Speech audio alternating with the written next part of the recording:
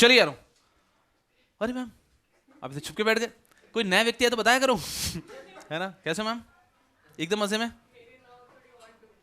आपकी और डूबी हुई है भाई साहब, आपका नाम भी सलोनी है।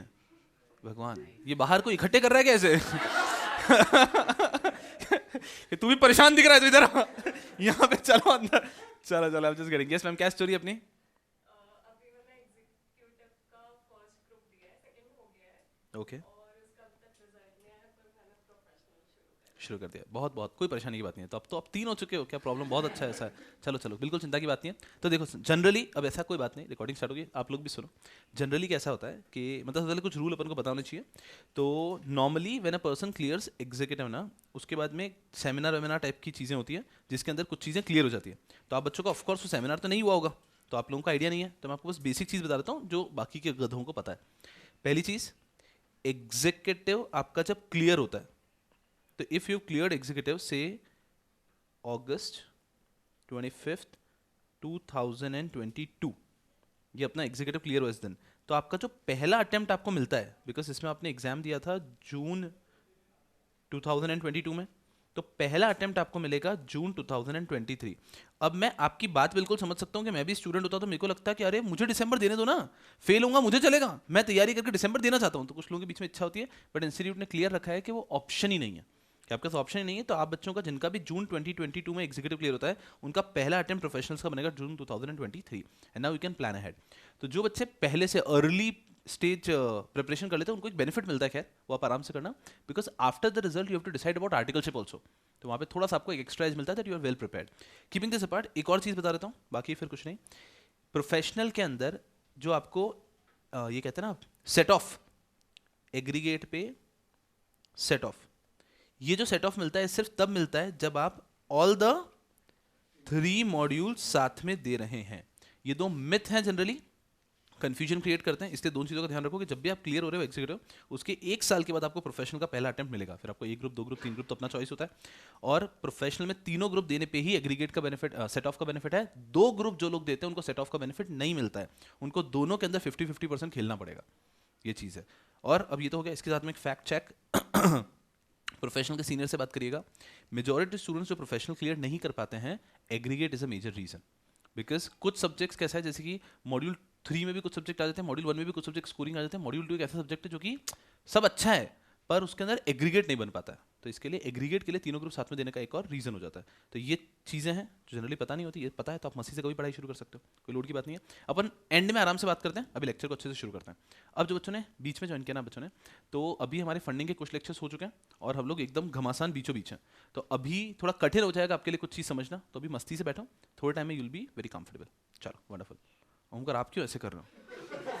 सालों से बैठ रहे हो आप, कैसी बातें कर रहे हो? ठीक है बोला मेरे को, ठीक है सर, थोड़े दिन में मैं कंफर्टेबल हो जाऊंगा सर। क्या बात कर रहे हो ओमकार, जबरदस्ती यहाँ के पान वान वाले के यहाँ पे आपका उधार चल रहा है, इतने दिन हो गए आपको आते हुए, जबरदस्ती की बात थी सर, थोड़े दिन में कंफर्टेबल हो जाएंगे। आओ, और गुल रहे ये ज्ञान आपको ऐसे ही मिला, ठीक है ना? अपन आगे बढ़ते हैं और पढ़ाई लिखाई करते हैं। हाँ एक और चीज़, हाँ यार कैसा होता है कभी कभी स्टूडेंट्स को कंफर्टेबल, मतलब ये इशू रहता है कि सर आप जब ये लेक्चर पढ़ा रहे हो, जैसे कि मैं अभी जब लेक्चर पढ़ा रहा हूँ, ये मंथ चल रहा है हमारा, आज की डेट क्या है? 27 है क्या? 28 जून 2022 को ये लेक्चर अभी रिकॉर्ड हो रहा है, आज की डेट है। तो कभी कभी बच्चों का ऐसा रहता है कि सर ये आपका अभी का है, और मान लीजिए हमारा अटेम्प्ट जून 2023 है, हमारा अटेम्प्ट दिसंबर 2023 है, तो फिर क्या होगा? तो मैं एज ऑन डेट जो भी अमेंडमेंट्स आ चुके हैं वो तो पढ़ाते हुए चलता हूँ ऑफ कोर्स, भले मॉड्यूल अपडेट हुई हो नहीं हो। लेकिन अगर मान लीजिए आपके अटेम्प्ट के लिए, किसी बच्चे का अटेम्प्ट है जून 2023, तो सर हमारे अटेम्प्ट के लिए कोई इस बैच के कंप्लीशन के बाद कोई अमेंडमेंट्स आ गए तो व्हाट आई डू, मैं उसको बैच के हिसाब से रखता हूँ। तो जैसे ही जून 2023 आएगी उसके तकरीबन 1 मंथ पहले I will record an amendment lecture specifically for जून 2023। तो इस बैच का जैसे कि नाम है दिस इज एडिशन 3, तो आपके बुक्स के ऊपर आपको एडिशन नंबर मिलता है, दिस इज एडिशन 3। तो फिर क्लियर आता है कि एडिशन 3 के जो बच्चे हैं उनको ये अमेंडमेंट लेक्चर देखना है फॉर जून 23। किसी का आ गया मान लीजिए सर मेरा तो अटेम्प्ट ही दिसंबर है, दिसंबर 23, ऐसा क्यों होता है? बिकॉज प्रोफेशनल से बच्चों का मन होता है तब वो अटेम्प्ट देते हैं, आर्टिकल से बीच में आ जाती है ना, तो अटेम्प्ट अपना चेंज हो सकता है कभी भी। तो अगर ऐसा हो जाता है तो आपको बस ये ध्यान रखना है कि आपका बैच का नाम क्या है, तो आपके बुक के ऊपर लिखा हुआ होता है, तो दिस इज एडिशन 3। तो आपका कभी भी अटेम्प्ट आता है, आपको बहुत कंफ्यूजन हो रहा है, तो आप पूछ लो कि सर मेरा दिसंबर 23 अटेम्प्ट है और मेरा एडिशन 3, तो मुझे क्या देखना है, तो आपको आपका वाला अमेंडमेंट लेक्चर भेज दिया जाएगा कि ये वाला आपको देख के जाना है। तो edition 3 batch plus your amendment lecture will be applicable for your examination, that is how we structure. परेशानी आती नहीं है, बस एग्जाम के एक महीने पहले जनरली तो मैं वीडियो बना के डाल देता हूँ, otherwise you just get in touch और अपना रिस्पेक्टिव अमेंडमेंट लेक्चर ले लो, नाचो गाओ ऐश करो, बस बाकी कुछ नहीं। चलिए सर हम क्या करें, बस पढ़ो ठीक है, जिनका एकदम सिर पे है।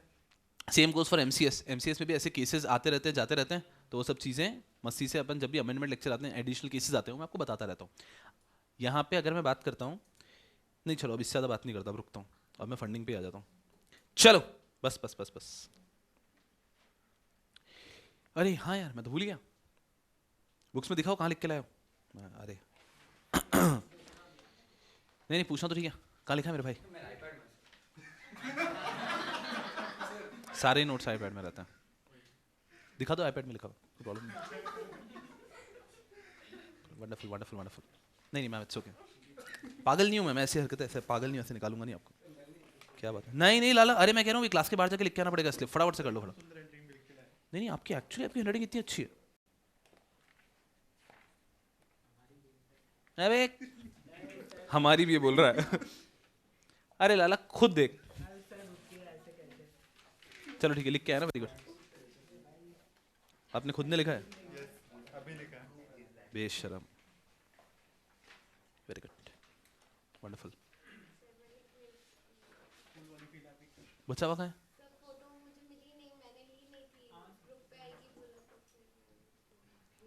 तो आप ऐसे रुके थे ग्रुप पे कल शाम से, कोई कुछ भेजेगा कोई कुछ भेजेगा। और सर मैं सिर्फ आरती का नंबर है मेरे पास और आरती के साथ भी फोटो नहीं थी, तो फिर हम दोनों ने नहीं लिखा। लेकिन आरती तो दगाबाज निकली, हो तो लिख के लाई है।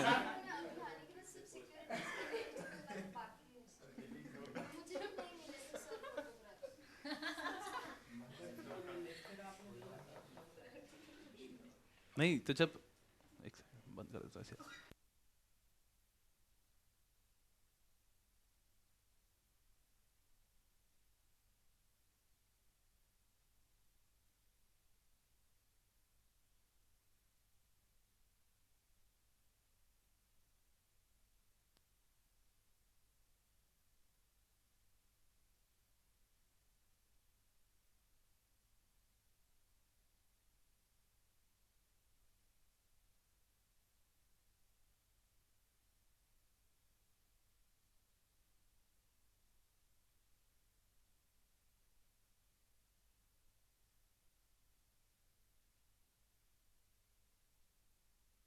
चलो यार है ना, क्लास से निकालते हैं निकालते नहीं है, क्या मतलब है गुस्सा गुस्सा करके, ठीक है ना।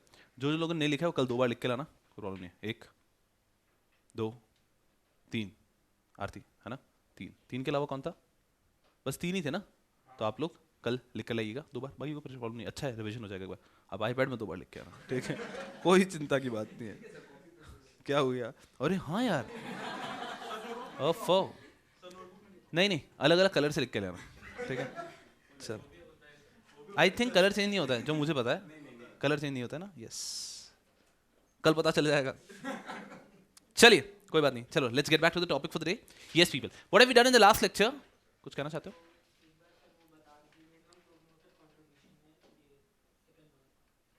ठीक है।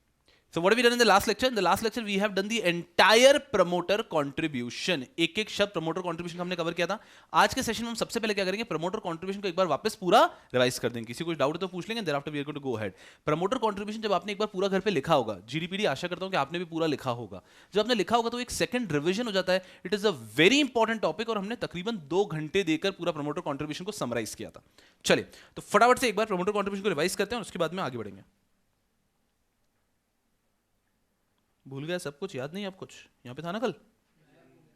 ओफो कोई बात नहीं, आप में से किसी की नोटबुक दे दो, आप दे दीजिए चलेगा। यस पीपल, तो हम लोगों ने प्रमोटर कंट्रीब्यूशन सबसे पहले पढ़ा था, तो सबसे पहले वाले चार्ट पे आ जाते हैं। प्रमोटर कंट्रीब्यूशन कम से कम कितना होना चाहिए? 20%। This is something we have already read in executive, we all know it has to be 20% of what? Post issue capital. तो आपको हमेशा ध्यान रखना होता है that promoter contribution is 20% of the post issue capital. Life is very easy up till there. उसके बाद में हम अगर बात करते हैं तो सबसे पहले यहां पर एक हेल्पर का कंसेप्ट है। हेल्पर इज अ वर्ड वो आवाज मुझसे थोड़ी आई, नहीं ना। चलो संभालो अपने आप को, है ना। हेल्पर इज अ वर्ड जो कि हम लोग कैजुअली यूज करते हैं, लेकिन उसको आप एग्जाम में यूज नहीं कर सकते। हेल्पर के अंदर हम 5 लोगों को रेफर करते हैं। कौन 5?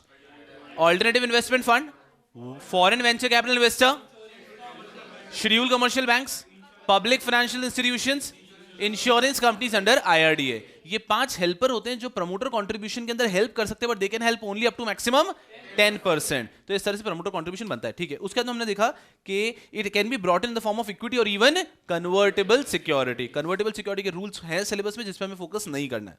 उसके बाद मैं आगे बढ़ता हूं। एग्जाम्पशन, हम लोगों ने 2 एग्जाम्पशन पढ़े कि 2 केसेस के अंदर प्रमोटर कंट्रीब्यूशन एप्लीकेबल नहीं होता है। The first is the easier one, when there are no identifiable promoter. अगर प्रमोटर ही नहीं है तो ऑफ कोर्स प्रमोटर कंट्रीब्यूशन नहीं आएगा। सेकंड अमेंडेड कंडीशन, उसमें ध्यान रखना है, उसमें 3 रिक्वायरमेंट आती है। पहला, the shares are frequently traded listed for last 3 years.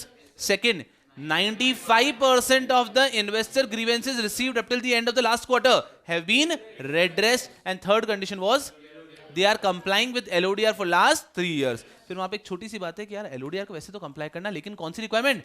Board के कॉन्स्टिट्यूशन की रिक्वायरमेंट में अगर कोई वायलेशन है तो चलेगा, बट आपने उसको अभी तक क्या कर लिया है? कंप्लाई कर दिया है, तो दैट विल बी ओके। वो एक वायलेशन एक्सेप्टेबल है, अदरवाइज कोई और वायलेशन एलओडीआर का नहीं होना चाहिए। तो ये हो गया नॉन एप्लीकेबिलिटी। एग्जाम्पशन की बात कर लेते हैं। फिर हम लोग आते हैं हाँ लॉक इन पे। लॉक इन अमेंडेड है पूरा पूरा। लॉक इन के अंदर हम पढ़ते हैं सबसे पहले प्रमोटर के मिनिमम कंट्रीब्यूशन पे। जो प्रमोटर का मिनिमम कंट्रीब्यूशन है that is locked in for period of 18 months। 18 months from the rate of allotment. ये कमर्शियल प्रोडक्शन का पूरा खेल खत्म है, तो 18 months from the rate of allotment. But if at all the amount we are raising, this issues amount, the majority of the amount is being used for capital expenditure, then the lock in will be for 3 years। तो 18 months otherwise 3 years। और वहीं अगर हम लोग बात करते हैं कि over and above, if the promoter has acquired shares more than 20%, तो ओवर एंड अबाउ जो एक्सेस है उसके ऊपर लॉक इन लगेगा for period of 6 months from the rate of allotment. And वहीं अगर हमने जो मेजॉरिटी पैसा है using for capital expenditure, then the 6 months will be 1 year। Life is very easy. आगे बढ़ते हैं। What about those people who are holding shares other than promoter helper? Promoter helper को छोड़ के जो other pre issue share holders होते हैं उनके ऊपर लॉक इन लगता है फॉर पीरियड ऑफ 6 months। एकदम इजी टू गो, कोई परेशानी की बात नहीं है।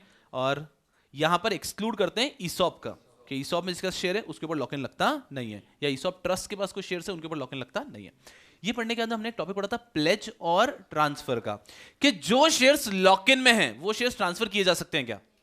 नहीं किए जा सकते, but it is allowed if it all promoter group या पर्सन इन कंट्रोल आपस में उसको शेयर को ट्रांसफर कर रहे हैं, that is allowed.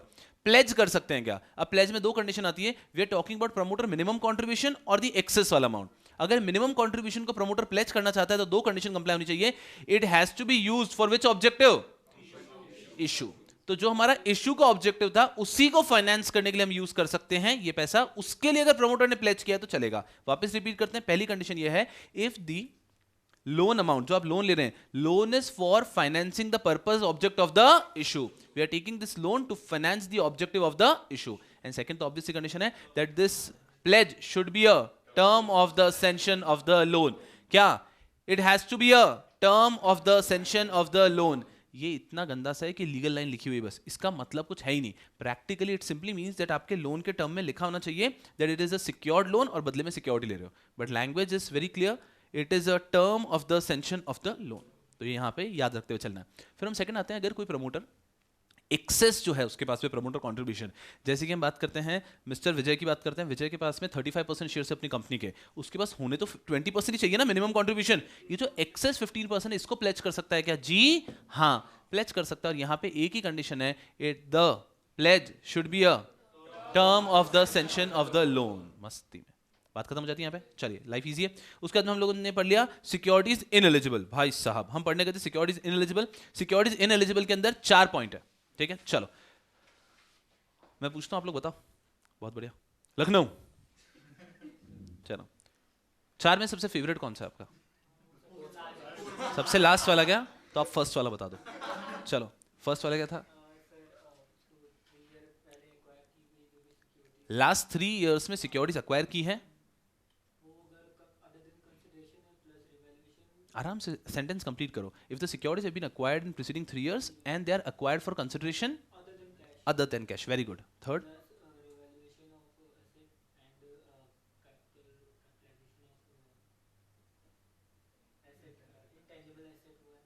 is involved, तो आराम से, तो पहले पॉइंट की बात करते हैं। पहले के अंदर 1.1 के अंदर क्या लिखा हुआ है? If the securities have been acquired in preceding 3 years, the securities have been acquired for consideration other than cash and it involves either revaluation of reserve or capitalization of intangible asset. ठीक है, 1.1 का 1.2 दूसरा point है, if the securities have been acquired in preceding 3 years out of bonus issue, out of revaluation reserve or unrealized profit, या फिर bonus issue out of securities which are ineligible. याद रखने का सिंपल, चोर का बेटा चोर, इस प्रकार से याद रखी जा सकती है। तो हमारे पास कोई ऐसी सिक्योरिटी जो इनएलिजिबल है, तो उनके ऊपर बोनस इशू करके अगर कोई सिक्योरिटी मिलती है तो वो भी क्या होगी? Ineligible.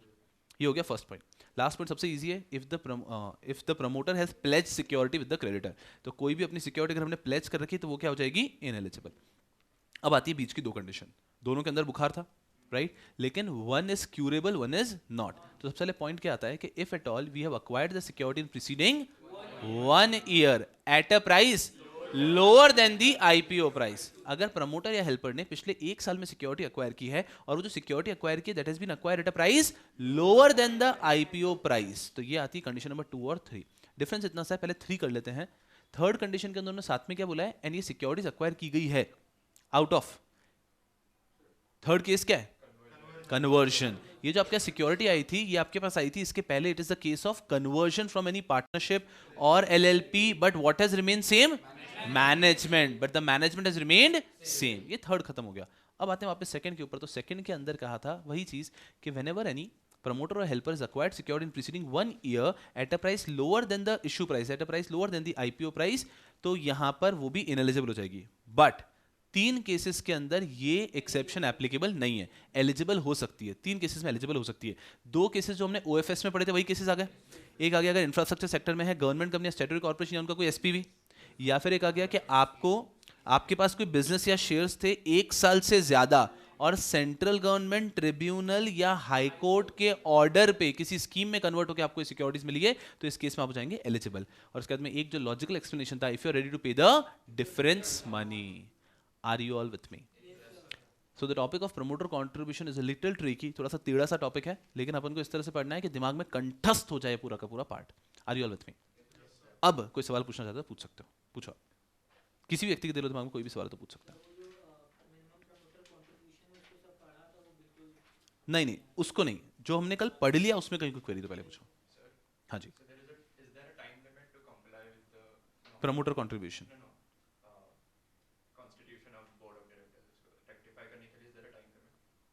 No. So okay, your point is कि अपन जब एक्सेप्शन में बात करते हैं कि एलओडीआर को 3 साल तक कंप्लाई करना होता है, तो अगर हमारा कोई नॉन कंप्लायंस रहा है बोर्ड ऑफ डायरेक्टर कॉन्स्टिट्यूशन का, तो हमें कंप्लाई कर देना और उसका डिस्क्लोजर दे देना है, ये प्रोविजन है। तो ऐसा कोई टाइम लिमिट नहीं है। इनका कहना है कि जब आप ये आईपीओ कर रहे हो, जब आप you are coming up with this issue, इसके पहले आपने उसको वापस कंप्लाई कर देना है। तो अगर कोई भी नॉन कंप्लायंस था तो आपने उसको कंप्लाई कर दिया है। फॉर एग्जाम्पल, हमारी कंपनी के ऊपर एक वुमेन इंडिपेंडेंट डायरेक्टर मैंडेटरी था, बट हमने अपॉइंट ही नहीं कर रखा था, और हम अगर अभी ये करना चाहते हैं तो हमें एक वुमेन इंडिपेंडेंट डायरेक्टर को पहले अपॉइंट करना होगा और उसी के बाद में हम लोग कर सकते हैं ऐसा। हाँ जी,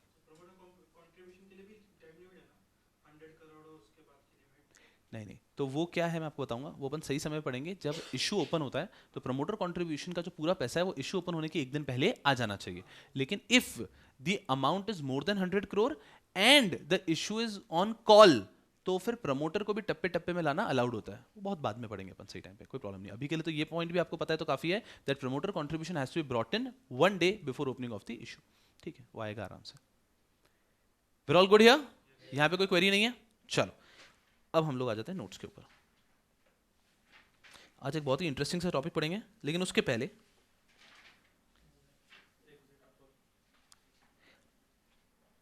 आप लोग पेंसिल उठा लेंगे। प्रमोटर कंट्रीब्यूशन की जो भी थ्योरी दे रखी है पूरी थ्योरी को कट कर देंगे। कोई परेशानी की बात नहीं है, जो व्यक्ति घर पे मेहनत करके रीड करके आए।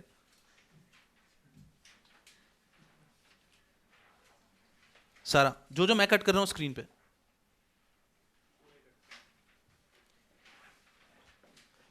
बस लिखा हुआ कट मत कर देना, जो टाइप किया हुआ उसकी बात कर रहा हूं मैं। 1.26 ये पूरा कट किया है हमने, आपको स्क्रीन पे एक बार क्रॉस वेरीफाई करना है, कर लो।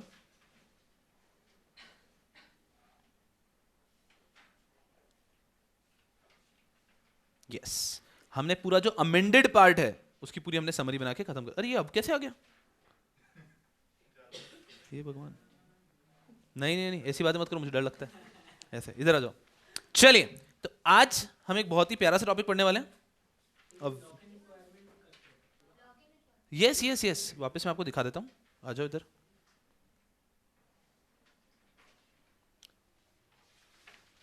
मजे में एकदम। चलो चलो, and now we starting afresh with a beautiful topic, that is exit opportunity to dissenting share holder. एकदम आसान सा टॉपिक है, कोई बहुत डिफिकल्टी नहीं जाएगी। अगर एग्जीक्यूटिव में हमने अच्छे से पढ़ा है तो एग्जीक्यूटिव के अंदर भी ये टॉपिक हमने पढ़ा हुआ है, exit opportunity to dissenting share holder. चलिए, हाँ जी sir, oh I am sorry. चलो, अब अभी तक काट ही रहे हो, क्या कर रहे हो आप? पेंसिल नहीं थी, हाँ हाँ कर लो, कोई चिंता की बात नहीं है। हाँ हाँ, पेन से क्यों काटने के लिए मैं स्ट्रिक्टली मना करता हूँ। एक बार मैं एग्जीक्यूटिव में पढ़ा रहा था, तो ऐसे ही एक टॉपिक हुआ और मैंने पूरा उसका समरी बता दिया, it was very much amended. तो मैंने कहा पूरी राइट साइड की लिखी हुई थ्योरी काट दो। तो एग्जीक्यूटिव के बच्चे, आपको तो पता, आप एग्जीक्यूटिव में रहे हो गरम गरम तरीके से ना, तो एग्जीक्यूटिव के बच्चे तो एकदम भावुक होते हैं। एक बच्चे ने पेन उठाया, उसने ऐसा काटा कि पेज फट गया उसका। अब समझा ना, थोड़ा सा एक भावुक तो पेज कट करना, जुप, उसका पेज फट गया। वो वाला पेज तो फट गया, अगले पेज पे भी पूरा क्रॉस हो गया। तब से मैंने रूल बनाया कि नहीं, भावुकता को थोड़ा संभालेंगे और सारी कटिंग जो होगी क्लास के अंदर वो पेंसिल के साथ में होगी, तो बहुत अच्छा रहता है पेन के साथ, क्योंकि बहुत भावुक होते हैं। आप देखो ना, कोई भी आपको बोलेगा ये 10 पेज अब सिलेबस में नहीं है, काटना शुरू करो, आप लोग पेन को ऐसे नहीं और ऐसे पकड़ते उस टाइम पे, हाँ, तो उसका एक अलग आनंद होता है। बट संभालेंगे अपने आप को क्लास के अंदर, और स्पेशली मॉड्यूल 3 के अंदर ओपन बुक एग्जाम है 2 सब्जेक्ट का, तो बुक के साथ खेलने का नहीं। चलिए, आज टॉपिक स्टार्ट करते हैं एकदम फ्रेश तरीके से, exit opportunity to dissenting share holders. क्या पढ़ने की कोशिश करें सबसे पहले?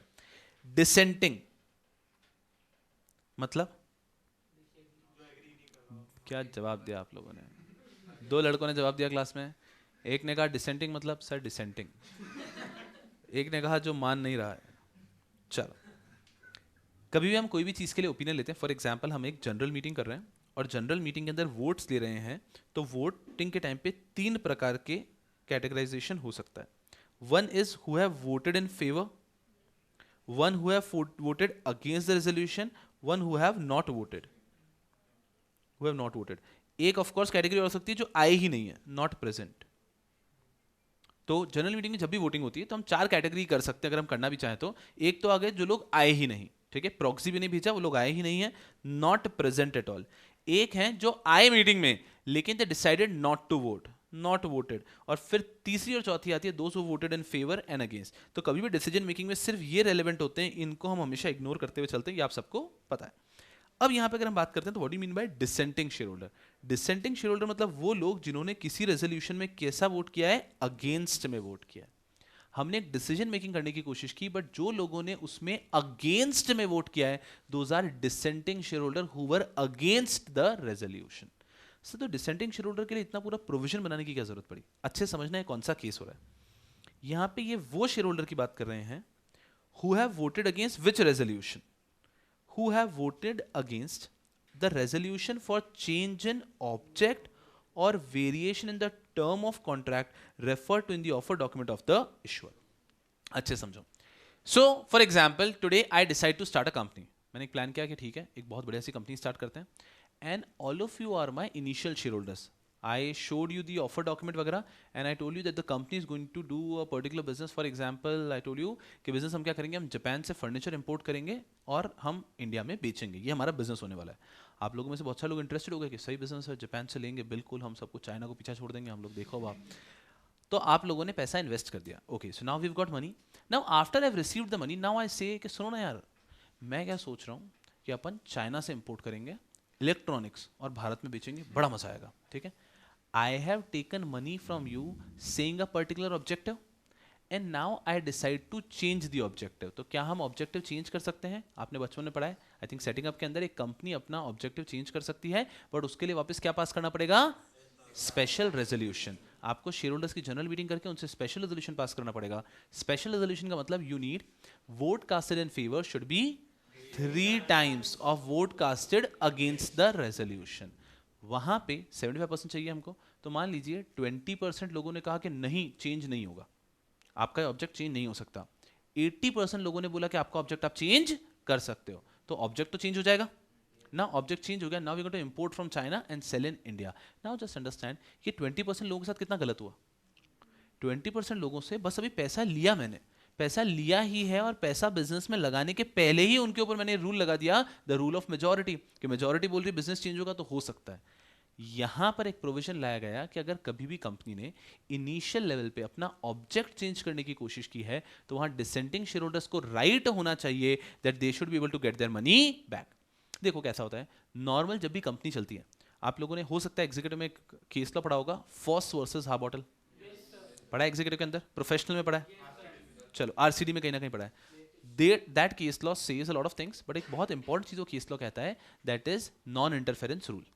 सही है कि courts will not interfere with the functioning of a company up till the company is functioning within it's limits, कि अपने लिमिट्स में लॉ के हिसाब से काम कर रही है तो कोर्ट इंटरफेयर नहीं करेगा। और इसको दूसरी दिशा से ये भी कह सकते हैं, मेजॉरिटी रूल प्रिवेल्स, कि भैया जो कंपनी में मेजॉरिटी ने कह दिया वो होगा, कोर्ट इंटरफेयर नहीं करेगी। अदरवाइज तो एक कंपनी कोई भी डिसीजन नहीं ले पाती ना।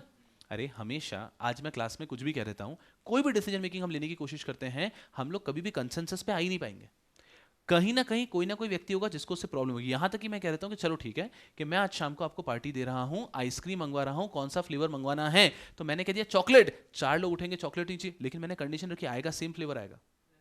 4 लोग बोले देखो छोड़ो भी, मैं जज कर रहा हूं आपको, पार्टी में आइसक्रीम मिल रही है और वो भी लड़के को वनीला खानी है। इधर आओ।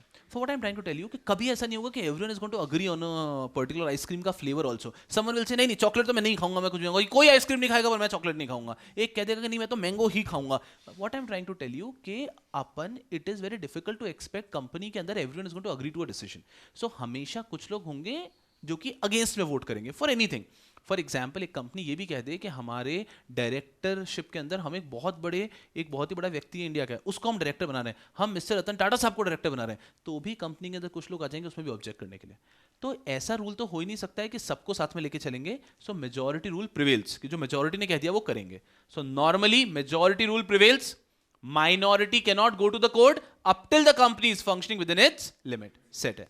बट अब यहां पर एक कंसेप्ट आता है exit opportunity to dissenting share holder, कि यार कंपनी अगर रेगुलर फंक्शनिंग में वैसा करती तो ठीक है, लेकिन कंपनी अभी शुरू ही हुई थी, कंपनी ने एक इशू किया है, इशू करके पैसा रेस किया है और ये पैसा अभी तक यूटिलाइज भी नहीं हुआ है, और इस बीच हम हमारा ऑब्जेक्ट चेंज करना चाहते हैं, तो यहां पर जो डिसेंटिंग शेयर होल्डर है ऑब्जेक्ट चेंज करने में, they deserve to get their money back. Are you getting the idea of the topic? क्योंकि अभी भी शुरू हुआ, अगर मान लीजिए हमारी कंपनी बहुत साल से चल रही है, फिर हम अगर कुछ और प्लान कर रहे हैं तो ठीक है, तो उस केस में डिसेंटिंग शेयर होल्डर को हर बार कोई एग्जिट अपॉर्चुनिटी नहीं मिलती, लेकिन यहाँ पे देनी पड़ेगी, बिकॉज आपने अभी अभी कंपनी के लिए पैसा रेज किया है, पैसा अभी तक यूटिलाइज भी नहीं किया है और आप ऑब्जेक्ट चेंज करना चाह रहे हैं, तो जो शेयर होल्डर्स मना कर रहे हैं, डिसेंट कर रहे हैं, they have a right to get their money back, and that is known as exit opportunity to dissenting share holders. Are you all with me? चलो अब अच्छे समझना, what is a descending shareholder? Descending shareholder mean those shareholder who have voted against the resolution for change in object or variation in terms of the contract referred to in the offer document of the issuer. चलो बहुत ही बढ़िया।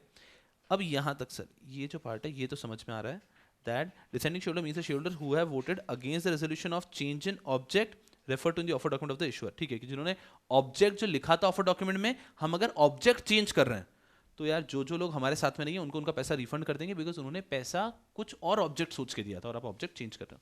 Sir ये क्या है? If we are doing any variation in the terms of the contract, sir ये contract छोटा मोटा अगर हम चेंज करेंगे तो एग्जिट अपॉर्चुनिटी देना तो टू मच हो जाएगा। So understand what they mean to say? They are talking about those contracts which have been referred in the offer document. कभी कभी कुछ कंपनीज के अंदर कुछ कॉन्ट्रैक्ट से उनका बेस होता है कंपनी फॉर्म करने का। I'll give an example. For example, मान लीजिए जैसे कि हम लोग थोड़े दिन पहले क्लास में बात कर रहे थे रीजनल इम्बैलेंस इन इंडिया का, कि इंडिया में रीजनली बहुत इम्बैलेंस है। There are states like Maharashtra, there are states like Gujarat which are very developed, they are developing in a very nice fashion, employment भी बहुत अच्छा है। वहीं there are states to that side of the country, मैं north east की भी बात नहीं कर रहा हूँ, मैं बात कर रहा हूँ टुवर्ड्स बिहार, वेस्ट बंगाल, ये सब स्टेट्स के अंदर डेवलपमेंट काफ़ी कम है। आप देखोगे अगर महाराष्ट्र में भी देख लो ना, तो अ lot of under paid labours come from Bihar. तो कहने का मतलब कि वहाँ पे एम्प्लॉयमेंट का बहुत बड़ा प्रॉब्लम है, तो वो यहाँ पे शिफ्ट होते हैं। तो कभी कभी कंपनीज अपनी ड्यूटी समझकर क्या करती है, कंपनीज कुछ फैक्ट्रीज को सेटअप करती है वहाँ पे। अगर आपने सुना होगा न्यूज़ में, तो टाटा नैनो का जो प्लांट है वो वेस्ट बंगाल में लगने वाला था। तो उसका एक बहुत बड़ा पर्पस क्या सर्व हो रहा था कि वहाँ पे जब प्लांट लगेगा तो उससे आसपास के एरिया का भी ग्रोथ होगा। जैसे कि हम कहते हैं जमशेदपुर, तो जमशेदपुर में एक टाइम पे जो टाटा सिटी कहते हैं वहाँ पर उन्होंने प्लांट लगाया तो पूरा एरिया उसके कारण डेवलप हुआ है। सो कभी कभी कैसा होता है, एग्जाम्पल समझो कि today in the state of Rajasthan for example, Tesla Tesla decides कि यार हम लोगों को इंडिया में कार बनानी है, उनको गवर्नमेंट से अप्रूवल मिल गया, सब्सिडी वगैरह मिल गया, उन्होंने कहा हम लोग राजस्थान में एक बहुत बड़ी फैक्ट्री सेटअप कर रहे हैं। उन्होंने जैसे डिसाइड किया हम बहुत बड़ी फैक्ट्री सेटअप कर रहे हैं। नाउ टेस्ला अगर एक फैक्ट्री बनाती है तो क्या टेस्ला पूरी कार सब कुछ वो खुद बनाते होंगे? नहीं, a lot of parts they buy. Tyre tyre तो खरीदते ही होंगे ना, खुद टायर नहीं बनाते होंगे। कार के भी अंदर का बहुत सारा पार्ट, पेंट होता है कार पे, तो पेंट थोड़ी ना खुद बनाते हैं, पेंट तो पेंट कंपनी से लेते हैं। तो ऐसे बहुत सारे उनके पार्ट्स वो लोग खरीदते हैं। तो फॉर एग्जाम्पल टेस्ला डिसाइड्स कि हम लोगों को राजस्थान की एक सिटी डिसाइड की, वहाँ पे हम लोग बहुत बड़ा प्लांट लगा रहे हैं। Now they would need tyres, they would need paints and 100 other auto parts. They try and enter to contract with companies कि हमने टेंडर इन्वाइट किया, हमें चाहिए। नाउ एक कंपनी बनती है कि ठीक है, उसने अप्लाई किया, टेस्ला का उसको ऑर्डर मिल गया for 1 lakh tyres every month, इसका ऑर्डर मिल गया। अब उनको ये कॉन्ट्रैक्ट मिला है, they are planning to set up a new company for this. उस कंपनी को कहां बना रहे हैं? टेस्ला की फैक्ट्री के पास में, क्योंकि उनका मेन ऑर्डर तो वही है ना, सर्व करना है। तो एक नई कंपनी सेटअप की, टेस्ला के पास में सेटअप की, और अब यहाँ पे क्या होगा, यहाँ पे टायर्स बनेंगे और वो टेस्ला को सपोर्ट करते रहेंगे। आप जमशेदपुर के वहाँ पे देखोगे तो टाटा के आसपास सारी एंसिलरी इंडस्ट्रीज भी बन चुकी है, जो उनको एज अ रॉ मटेरियल चाहिए होती है। बिकॉज सब लोगों ने सोचा कि हम कहीं और फैक्ट्री सेटअप करेंगे, हमारे सबसे बड़े बायर तो यही होने वाले हैं, transportation cost, let's finalise and make a factory near their factory, so that makes it all easier. अब हमारा जो पूरा कंपनी है वो सिर्फ एक कॉन्ट्रैक्ट के ऊपर टिका हुआ है। अगर कल को टेस्ला कह देता है कि नहीं ये कॉन्ट्रैक्ट नहीं करना है, हमारा प्लान कैंसिल, हम इंडिया नहीं आ रहे, तो हमारे कंपनी का तो पूरा बेस ही हिल जाएगा ना। तो कभी रेयर केसेस में ऐसा होता है कि कुछ कंपनीज बनती ही हैं on the basis of certain contracts. These type of contracts have to be compulsory written in the offer document. आप अपने ऑफर डॉक्यूमेंट में लोगों को बोलते हो, अरे आप पैसा दो ना, हम कंपनी बना रहे हैं और हमारे पास टेस्ला का कॉन्ट्रैक्ट है, हमारे पास टेस्ला का कॉन्ट्रैक्ट है, हमारे पास टेस्ला का कॉन्ट्रैक्ट है। तो हम ऑफर डॉक्यूमेंट में लिखते हैं, and tomorrow what if we do not have those contract. अब हम कह रहे हैं ये तुम्हारा पैसा तो ले लिया ना, अरे हम टायर बनाएंगे, हम बाकियों को बेचेंगे, हम मारुति के पास जाएंगे, हम इधर जाएंगे। अरे बट भरोसा पूरा हिल गया ना, पूरा गेम ही जो था। सो नाउ शेयर, अब वापस आप एक डिसीजन लोगे, एक शेयर होल्डर रेजोल्यूशन पास कर सकते हो कि ये टर्म ऑफ कॉन्ट्रैक्ट कैंसिल कर रहे हैं, डू यू अग्री और नॉट, मतलब आप साथ में कंटिन्यू करना चाहते हैं नहीं। जो भी डिसेंटिंग शेयर होल्डर है उनको उनका पैसा वापस मिलना चाहिए, something like that. So at times there are certain companies जिनका पूरा का पूरा डिपेंडेंसी होती है कुछ कॉन्ट्रैक्ट्स के ऊपर, which have been referred in the offer document. आप ऑफर डॉक्यूमेंट में सारे कॉन्ट्रैक्ट्स लिखते नहीं हो, इसी प्रकार के जो इंपॉर्टेंट कॉन्ट्रैक्ट्स है वो लिखे जाते हैं, and that is why the provision becomes in this fashion. What do you mean by dissenting share holder? Dissenting share holders refers to those shareholders who have voted against the resolution in case of change in object or variation in the term of the contract। तो कोई बहुत बड़ा contract है, उसके term variate हो रहे हैं या फिर आपका ऑब्जेक्ट ही चेंज कर रहे हो, यहां पर जो शेयर होल्डर अगेंस्ट में वोट करता है उसे हम कहते हैं dissenting share holder. Are we getting a fair idea? बस अभी आराम से आगे बढ़ रहे हैं, बहुत कुछ पढ़ना, मेन प्रोसीजर पार्ट है। सबसे पहले डिसेंडिंग शेयर होल्डर कौन होते हैं समझ में आ गया, those who have voted against the resolution for change of object और variation in term of contract. Now condition for exit offer, कि अब हम इनको प्राइस, हमें इनको पे करना है, ठीक है, they have given some money, we want to give them back, but उसकी कुछ कंडीशंस है। क्या? द प्रमोटर और share holder in control shall make the exit offer to the dissenting share holder in cases only if public issue has open after April 2014। सबसे पहले तो ये जो रूल आया है ये आया है 1 अप्रैल 2014 के बाद। तो उसके पहले जिन लोगों को बेवकूफ बना दिया, मतलब उसके पहले आपने कंपनी चलाई थी, फिर लोगों से पैसा लेने के बाद में बोल दिया कि ऑब्जेक्ट दूसरा है, कुछ नहीं होगा, क्योंकि डिसेंडिंग शेयर होल्डर की एग्जिट अपॉर्चुनिटी का प्रोविजन ही आया है 1 अप्रैल 2014 के बाद। So only for those public issues जो कि आए हैं 1 अप्रैल 2014, उनके बाद में रूल अप्लाई करेगा। If the proposal for change in object or variation in terms of a contract referred to in the offer document is dissented by at least 10% of the shareholders who voted in the general meeting। कम से कम 10% ने decent करना चाहिए।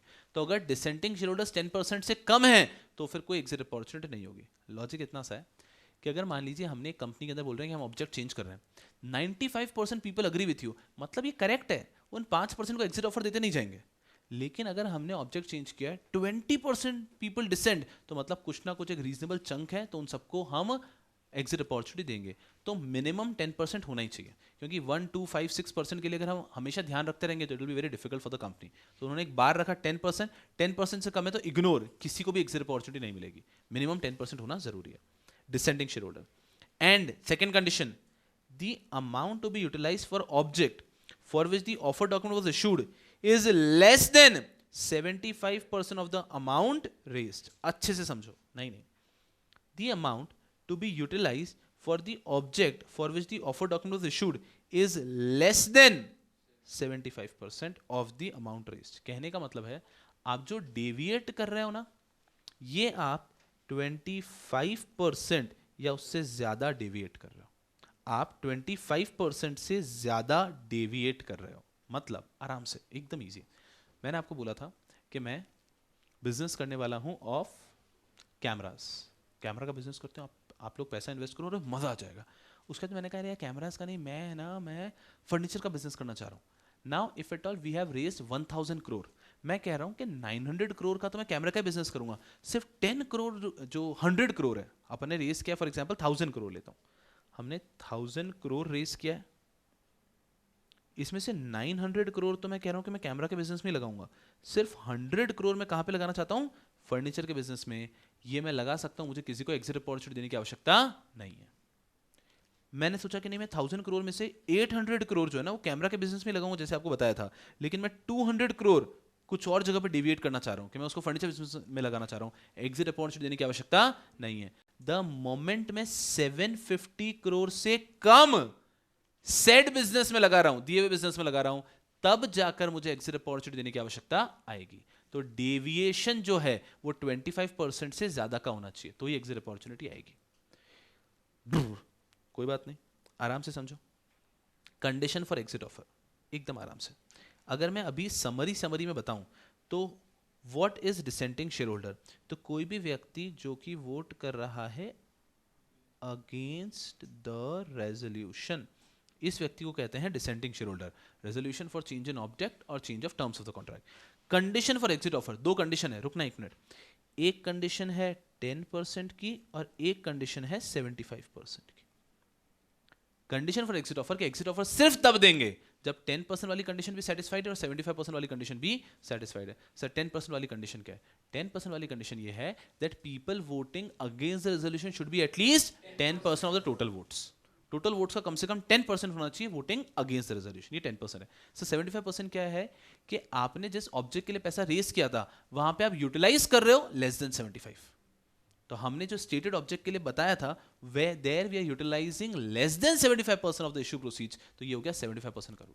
तो आपको 10% और 75% का rule, ये अगर दोनों कंप्लाई हो जाता है और ये इशू भी आ रहा है 1 अप्रैल 2014 के बाद में, अगर ये तीनों कंडीशन मैच हो जाती है, तीनों हो जाती है, तब आपको हर डिसेंटिंग शेयर होल्डर को देनी पड़ेगी exit opportunity.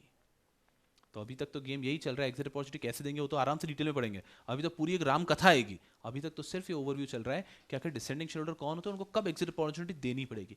Company would never like to give exit opportunity ना, अरे पैसा लेने के बाद वापस कौन देना चाहता है? कोई नहीं देना चाहता है। तो एक बार पैसा ले लिया फिर company would not want to give back the money, तो उन्होंने कुछ कंडीशंस रखी कि तीनों कंडीशंस अगर मैच हो गई तो आपको एग्जिट अपॉर्चुनिटी देनी होगी। Are you all with me up till here? शांति से क्या करेंगे एक बार के लिए, पहले वापस आएंगे हम ये पूरा टॉपिक पढ़ने के लिए, बट अभी के लिए एक बार के लिए ये पूरा रीड करो सेल्फ। Just a second.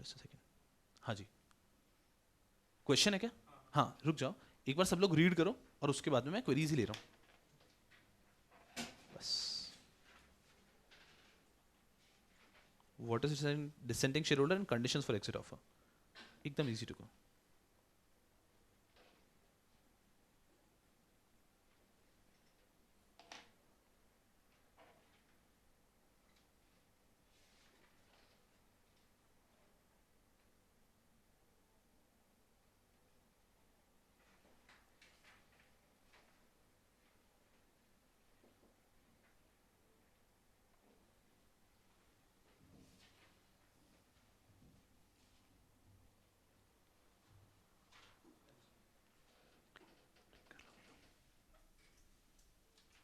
सब लोग रीड है? चलिए पूछो आप पहले। So the descending shareholders को अभी like the company has paid them back, so the shares will be get cancelled or क्या, like what will happen to the shares? बहुत बहुत आगे हम तो अभी, मतलब ये मैं कह रहा हूँ अभी हमें सिर्फ यहाँ से यहाँ तक समझना है। अभी हमारा सबसे बड़ा फाइट तो दूसरा आएगा। सबसे बड़ा सवाल ये आएगा कि आप उनको रीपे कर रहे हो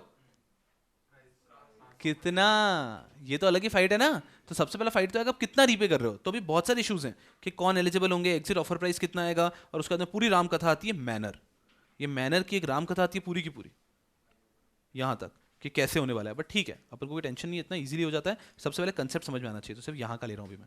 हाँ जी, सर हमने पढ़ा था आईपीओ में कि मैक्सिमम 25% जनरल कॉर्पोरेट पर्पस के लिए यूज कर सकते हैं। तो इस केस में जो 25% है जी, वो 1000 का 25 कैलकुलेट होगा, 75 का थाउजेंड का टोटल इशू का। तो जनरल प्लस यस यस, वो जो अपन ने पढ़ा है प्रोविजन 25% वाला, that is only for disclosure.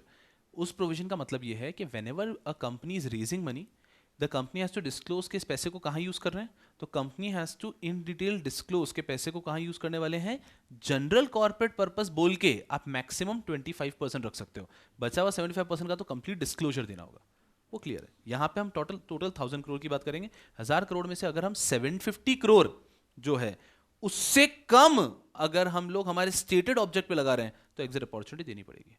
ऐसा कहीं कोई और सवाल रीड करते समय सबको समझ में आ रहा है डिसेंडिंग शेयर होल्डर क्या होता है? भाई साहब हमने वोटिंग की, वोटिंग में जिन्होंने अगेंस्ट में वोट किया वो डिसेंडिंग शेयर होल्डर हो गए ना। उसके बाद में इनको कब एग्जिट अपॉर्चुनिटी मिलेगी? 3 कंडीशन कंप्लाइड होनी चाहिए। 1/4/2014 के बाद का इशू होना चाहिए। अब ये हमारे लिए तो ऑब्वियस सी बात होगी, हमारे एग्जाम में कोई भी क्वेश्चन आएगा 1/4/14 के बाद का ही आएगा, खत्म। 2 कंडीशन और, 10% 75%, कम से कम 10% लोगों के डिसेंटिंग वोट होने चाहिए। The people voting against the resolution should be at least 10% of the total votes. अब यहाँ पे ध्यान रखना, ये प्रोफेशनल के बच्चों को समझाने की जरूरत नहीं होनी चाहिए कि मान लेते हैं एक जनरल मीटिंग है, उस जनरल मीटिंग में एक कंपनी के अंदर 100 शेयर होल्डर्स हैं। एग्जाम्पल लेता हूँ, हर एक के पास एक एक शेयर है फॉर एग्जाम्पल। इसमें से 40 लोग आए ही नहीं, तो मीटिंग में कितने लोग आए? 60 में से मान लीजिए 10 ने वोट किया है, 10 नहीं 60 में से मैं मान लेता हूं सिर्फ 5 ने वोट किया है अगेंस्ट, 35 ने वोट किया है फेवर में, एंड 20 डिड नॉट वोट। ये हुआ है यहाँ पे सबसे पहले। तो मुझे बताओ कि सबसे पहले ये जो 10% वाली कंडीशन है, 10% वाली जो कंडीशन है वो कंप्लाई हो रही है नहीं हो रही है?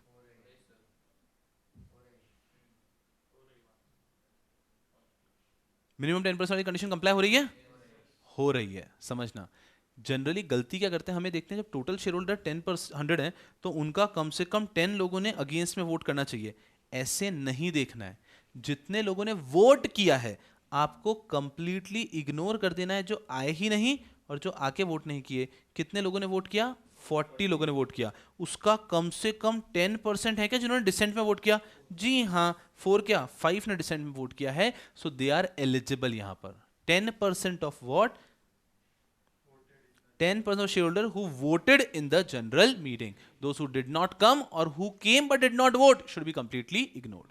So 10% रूल भी इजी है। फिर 75% रूल तो और आसान है। 75% रूल इतना सा कहता है दैट आपने जो पैसा रेज किया है, the amount you have raise, उसमें you are utilising for the stated purpose how much? Less than 75%। आपने जो यूटिलाइज कर रहे हैं वो लेस देन 75% यूटिलाइज कर रहे हैं। एकदम ईजी, 10% 75% ईजी टू। अब हम लोग आगे बढ़ते हैं, सबसे बड़ी फाइट आने वाली है एग्जिट ऑफर प्राइस।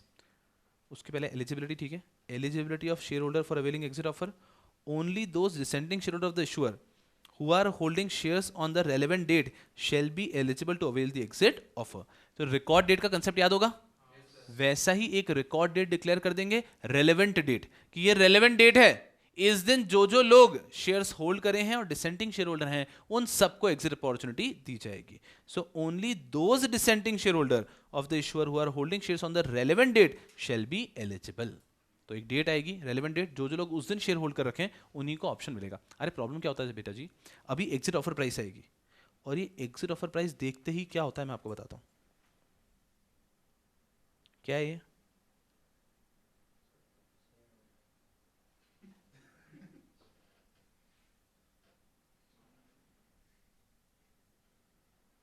ये एक लड़का है और जैसे ही एग्जिट ऑफर प्राइस देखी इसके मुंह से जीभ लटक जाती है। टेक ओवर कोड याद आ रहा है क्या किसी को? टेक ओवर कोड में जब कोई व्यक्ति अक्वायर करता था 25% शेयर्स, और उसको ओपन ऑफर देना होता था, तब शेयर होल्डर्स की आंखें चमक जाती थी। उनका कहना था क्योंकि अभी मार्केट में प्राइस चल रही होगी 2000, बट ये हमें ऑफर प्राइस में देगा 2200, 2300, 2400। Are you understanding? तो जब भी एक एग्जिट अपॉर्चुनिटी की बात आती है, तो exit opportunity people generally get some extra money. तो यहाँ पे सबसे इंटरेस्टिंग पार्ट आता है कि एग्जिट ऑफर उनको मिलेगा कितने पे एग्जिट प्राइस। बट आराम से अभी तक हमारा बहुत ईजी चल रहा है कि हम लोग पढ़ रहे थे कि जो भी डिसेंडिंग शेयर होल्डर उनको एग्जिट अपॉर्चुनिटी मिलनी चाहिए। डिसेंडिंग शेयर होल्डर कौन होते हैं? जिन लोगों ने अगेंस्ट में वोट किया है change of object, change of term के लिए, और उसके बाद में कब मिलेगा? तीनों condition 1 for 2014, 10%, 75%। Life is easy. अब आ रहे हैं सीधे पॉइंट पे, एग्जिट ऑफर प्राइस क्या होगी? एकदम आराम से 4 प्राइसेस दे रखी है, एकदम आराम से सब सारे चारों प्राइस को समझ लेते हैं। पहली प्राइस,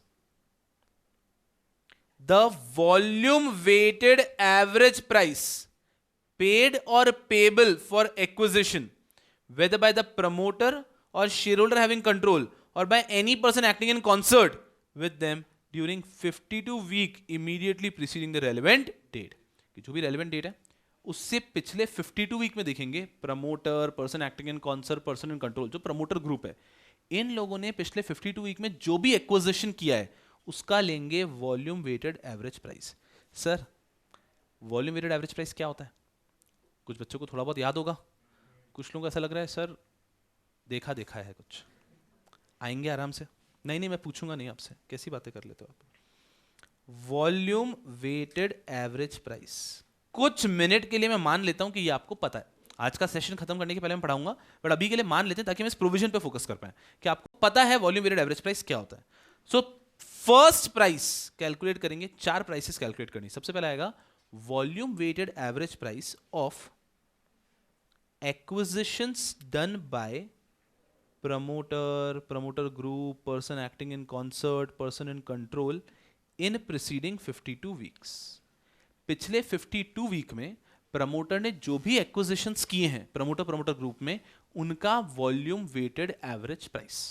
ठीक है, volume weighted average price of all the acquisitions done by promoter ने जो एक्विजिशन किए पिछले 52 वीक में। मतलब 52 वीक का इंपॉर्टेंस क्या होता है? 52 वीक 1 ईयर बैठता है क्या? बस तो ध्यान रखना 52 week because it is almost 1 year. तो 52 वीक में पिछले 52 वीक में जो भी प्रमोटर ग्रुप ने, promoter, person acting in concert, person in control, इन लोगों ने मिलकर जो भी एक्विजिशन किया है उसका वॉल्यूम वेटेड एवरेज प्राइस ले लेंगे। इससे एक प्राइस आ जाएगी हमारे सामने, एक प्राइस आ गई। उसके बाद में द हाईएस्ट प्राइस पेड और payable for any acquisition whether by promoter, shareholder having control, person acting in concert with them during 26 week immediately preceding the relevant date। ठीक है। सेकंड के अंदर आया, सुना अच्छे से, the highest price, the highest price of acquisition done by, वापस वही लोग, promoter, person acting in concert, person in control, जो भी हमारे शेयर होल्डर है वो लोग, जो पर्सन इन कंट्रोल, छोटे मोटे शेयर होल्डर की बात नहीं कर रहे हैं, प्रमोटर ग्रुप। ये प्रमोटर ग्रुप ने जो भी शेयर्स अक्वायर किए पिछले 26 वीक में, 26 और 52 का क्या रिश्ता दिख रहा है? हाफ। तो लॉजिक उन्होंने ऐसे लिया, पहले 1 ईयर का ले लिया कि उन्होंने जितने भी शेयर्स अक्वायर किए पिछले 1 साल में, पिछले 52 वीक्स में, उसका हम लोग लेंगे वॉल्यूम वेटेड एवरेज। उसके बाद पिछले 26 वीक में उन्होंने जो भी एक्विजिशन किया उसका लेंगे हाईएस्ट प्राइस। ठीक है। Next, the volume weighted average market price of such share or for a period of 60 trading days immediately preceding the relevant date as traded on recognized stock exchange where the maximum volume of trading in the shares of the issues are recorded during such period provided such shares are frequently traded। ठीक है, रुक जाओ अभी। Third में क्या कह रहे हैं? the volume weighted average price, जो फर्स्ट के अंदर लेकर आए थे वैसे ही volume weighted average price, but this time they are not talking about only promoter का एक्विजिशन। वो मार्केट में जो भी ट्रेडिंग चल रही है उसकी बात कर रहे हैं कि मार्केट में डेली बेसिस पे शेयर्स में ट्रेडिंग चल रही होगी, तो volume weighted average price of not promoter acquisition of the market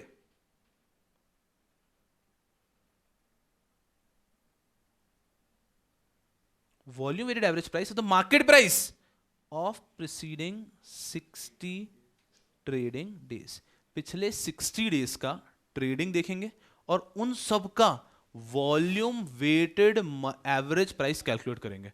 sorry पागल हो जाएंगे। ठीक है, volume weighted average price calculate करेंगे इसका। लेकिन ये कब रेलेवेंट होगा? सुनना मेरी बात को, मुझे बताओ, अगर एक शेयर में लिक्विडिटी है तो उसका जो प्राइस दिखता है वो फेयर दिखता है ना? समझ में आ रहे हो? अगर किसी शेयर में लिक्विडिटी नहीं है तो उसका प्राइस फेयर ही नहीं दिखता है। मतलब अगर मान लेते हैं, एग्जांपल समझना इस तरह से, कोई ऐसा प्रोडक्ट है जिसका बाय सेल फ्रीक्वेंटली होता है तो उसकी प्राइस एक रीजनेबल प्राइस होती है, उसका हाँ डिमांड सप्लाई के हिसाब से।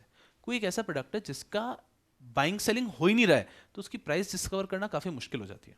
आसान, कोई भी आसान से एग्जांपल आप समझ लो। फॉर एग्जांपल, आप लोग गए हो संडे को, ओमकार को छोड़ के कोई भी व्यक्ति गया है संडे को सब्जी खरीदने के लिए, ठीक है ना? आप गए हो सब्जी खरीदने के लिए, वहाँ पे आपको घर वालों ने एक लिस्ट दी है, ठीक है? आपको नॉर्मल प्याज लाना है, आपको आलू लाना है, और क्या होती है, ये लेडी फिंगर लानी है, आपको भिंडी लानी है, ऐसी 3-4 सब्जियां, ठीक है ना? उसमें आपको लाने हैं साथ में येलो कैप्सिकम। येलो कैप्सिकम देखा होगा, ढूंढो तो मिल जाता है, ठीक है? अब कुछ प्रकार की शॉप्स यहाँ पे मिल जाता है, नॉर्मल सब्जी मंडी में इतना आसानी से मिलने वाला नहीं है। अब सुनो, अब आपको घर पे आपकी बहन ने कुछ ऐसा ट्रायल करना होगा उसको, तो उसने कहा येलो कैप्सिकम भी लेकर आना। अब आप गए, अब वहाँ पर जब आपको प्याज का रेट आइडेंटिफाई करना है, आप ऐसे आइडेंटिफाई कर लोगे, प्याज कितने का है, 20 रुपये, कितने का है 22 रुपये, कितने का है 15 रुपये। आप खड़े रहोगे, आपके ऐसे हाथ घुमाओगे, इतने में 4 प्याज बेचने वाले मिल जाएंगे आपको सब्जी मंडी के अंदर। तो प्राइस डिस्कवरी कितना ईजी है, 15, 20, 25, ओके 20 के आसपास चल रहा है। And it will be the same for every vegetable. But the moment you want to search some rare vegetable, avocado, आपको ऐसा कुछ सर्च करना जो इजीली अवेलेबल नहीं है, 1-2 लोग ही बेच रहे हैं, इसका प्राइस क्या है 600 रुपये किलो, लेना है तो लो। Now you will not be able to discover the price properly, क्योंकि आप ढूंढ रहे हो कोई और बेचने वाला, कोई और बेचने वाला, कोई और बेचने वाला, कोई और बेचने वाला ही नहीं है। डिमांड सप्लाई जब इक्वेट नहीं हो पा रहा है, you not able to do the price discovery. Exactly same function करता है हर चीज में, शेयर्स में भी। जिन शेयर्स में ट्रेडिंग फ्रीक्वेंटली चल रही है, रिलायंस का शेयर बोल दो, एशियन पेंट्स का शेयर बोल दो, एमआरएफ का शेयर बोल दो, कोई भी शेयर, एसबीआई का शेयर बोल दो, जिसमें डेली हजार करोड़ की ट्रेडिंग हो रही है, ठीक है? तो वो फेयर प्राइस पे रहेगा, क्योंकि अगर वो फेयर प्राइस से थोड़ा सा भी नीचे गिरेगा तो लोग खरीदना चालू कर देंगे ना, और वो फेयर प्राइस से थोड़ा सा भी ऊपर जाएगा तो लोग बेचना चालू कर देंगे। तो डिमांड सप्लाई उसको एक फेयर प्राइस पे रखता है। बट जिन शेयर्स में ट्रेडिंग ही नहीं होती है, रेयरली ट्रेड है, वो अगर शेयर की वैल्यू है 50 रुपए और वो अगर मान लीजिए 150 रुपए पे भी है, तो कोई उसको खरीदने वाला ही नहीं है ना। किसी व्यक्ति ने एक बार वो शेयर 150 में खरीदा था, उसका 150 पे ही है, मार्केट प्राइस उसकी दिख रही है। If a share is not frequently traded, तो शेयर का जो मार्केट प्राइस दिखता है वो फेयर प्राइस नहीं दिखता है। एंड तभी आप देखोगे शेयर्स अगर फ्रीक्वेंटली ट्रेडेड नहीं होते, तो एग्जीक्यूटिव में भी हमेशा if the shares are not frequently traded, तो उसके लिए एक अलग से पॉइंट आता था, then the merchant banker will use the trading multiple and such features to finalise the price. Why are they not using the market price then? Because market price is not a fair price, और market price fair price ही नहीं है। तो इस कारण से जब shares are not frequently traded, तो उस केस में मार्केट प्राइस को कंसिडर नहीं करते। तो ये जो थर्ड वाला केस है, ये मार्केट प्राइस ले रहे हैं, ये हम प्रिज्यूम करके लेते हैं that the shares are frequently traded. पहले मुझे बताओ, सबको समझ में आया ना कि अगर कोई भी चीज फ्रीक्वेंटली ट्रेडेड नहीं है तो market price is not the fair price. अरे आपको मैं आपको क्या समझाऊं, इतना आसान। आप मूवीज में जाते हो, वो जो सोने के भाव में पॉपकॉर्न देते हैं, कभी लिए होंगे आपने, कभी लिए तो होंगे ना? तो ऐसे वो 400 रुपए का पॉपकॉर्न देते हैं आपको, वो फेयर प्राइस है ही नहीं उस पॉपकॉर्न की, बट वहां पे क्योंकि डिमांड सप्लाई इक्वेट ही नहीं हो रहा है ना, तो वहां पे वो उसकी प्राइस चलेगी। That might not be the fair price. Fair price कहाँ आएगी? जहां पे 10 पॉपकॉर्न बेचने वाले होंगे, तब आप फेयर प्राइस निकाल सकते हो। तो जहां पे भी कोई चीज फ्रीक्वेंटली ट्रेडेड नहीं है, उसकी फेयर प्राइस नहीं रहेगी। तो यहाँ पे जब ये शेयर फ्रीक्वेंटली ट्रेडेड है, तो हम ये मान सकते हैं कि इसकी market price is considerable. But if the shares are not frequently traded, उन शेयर्स में फ्रीक्वेंटली ट्रेडिंग नहीं हो रही है, तो हम ये वाला पॉइंट ले ही नहीं सकते ऊपर वाला।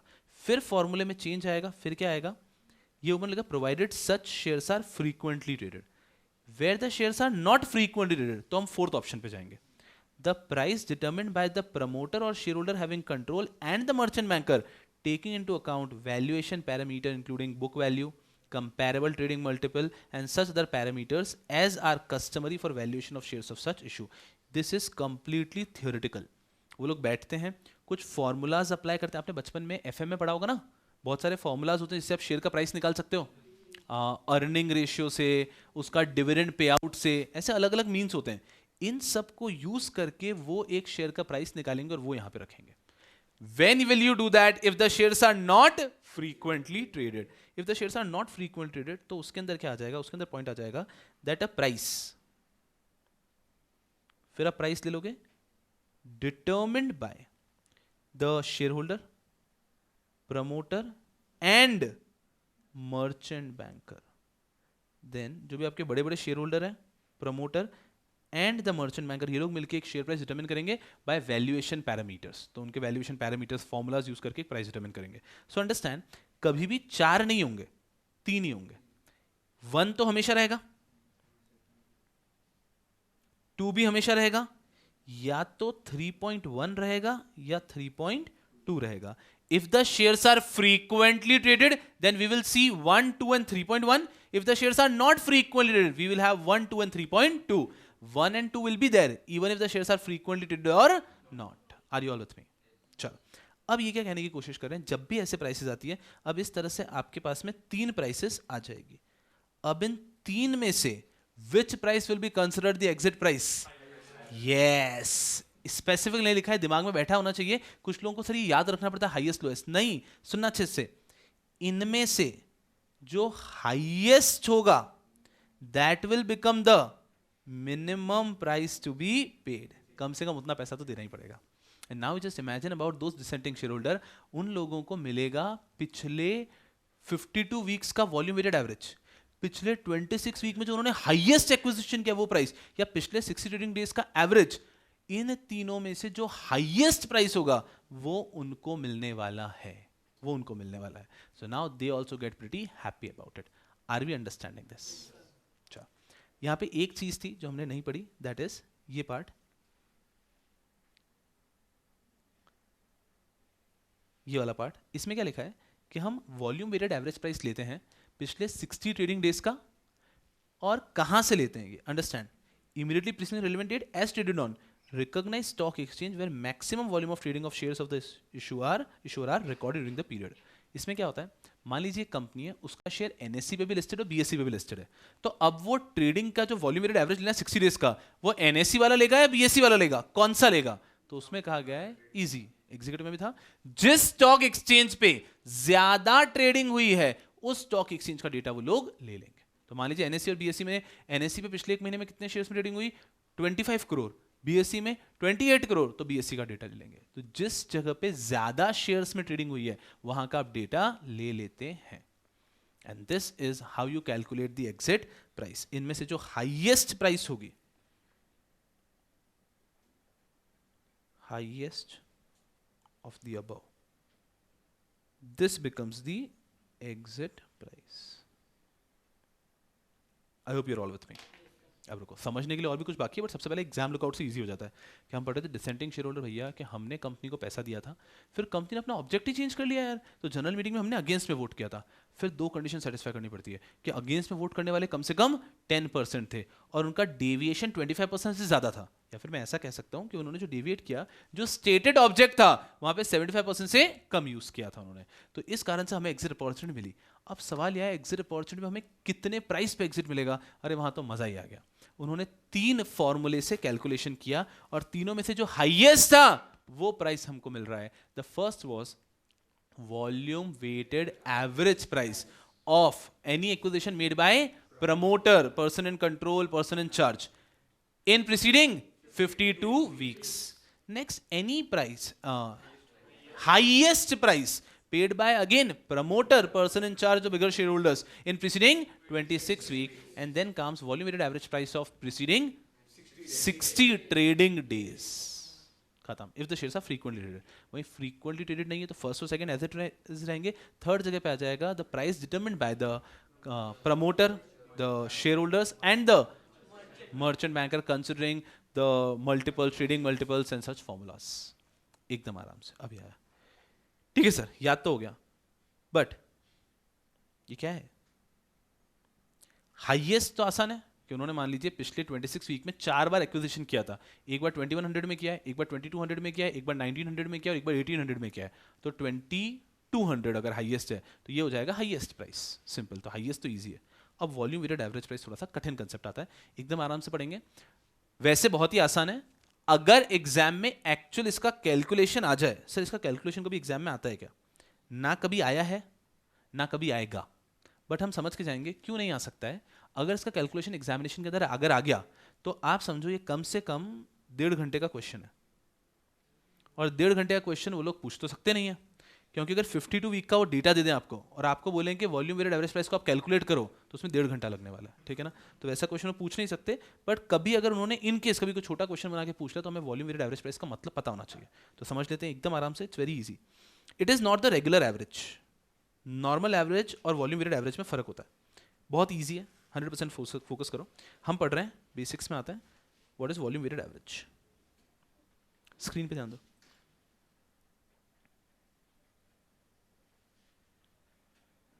चलिए, यस पीपल,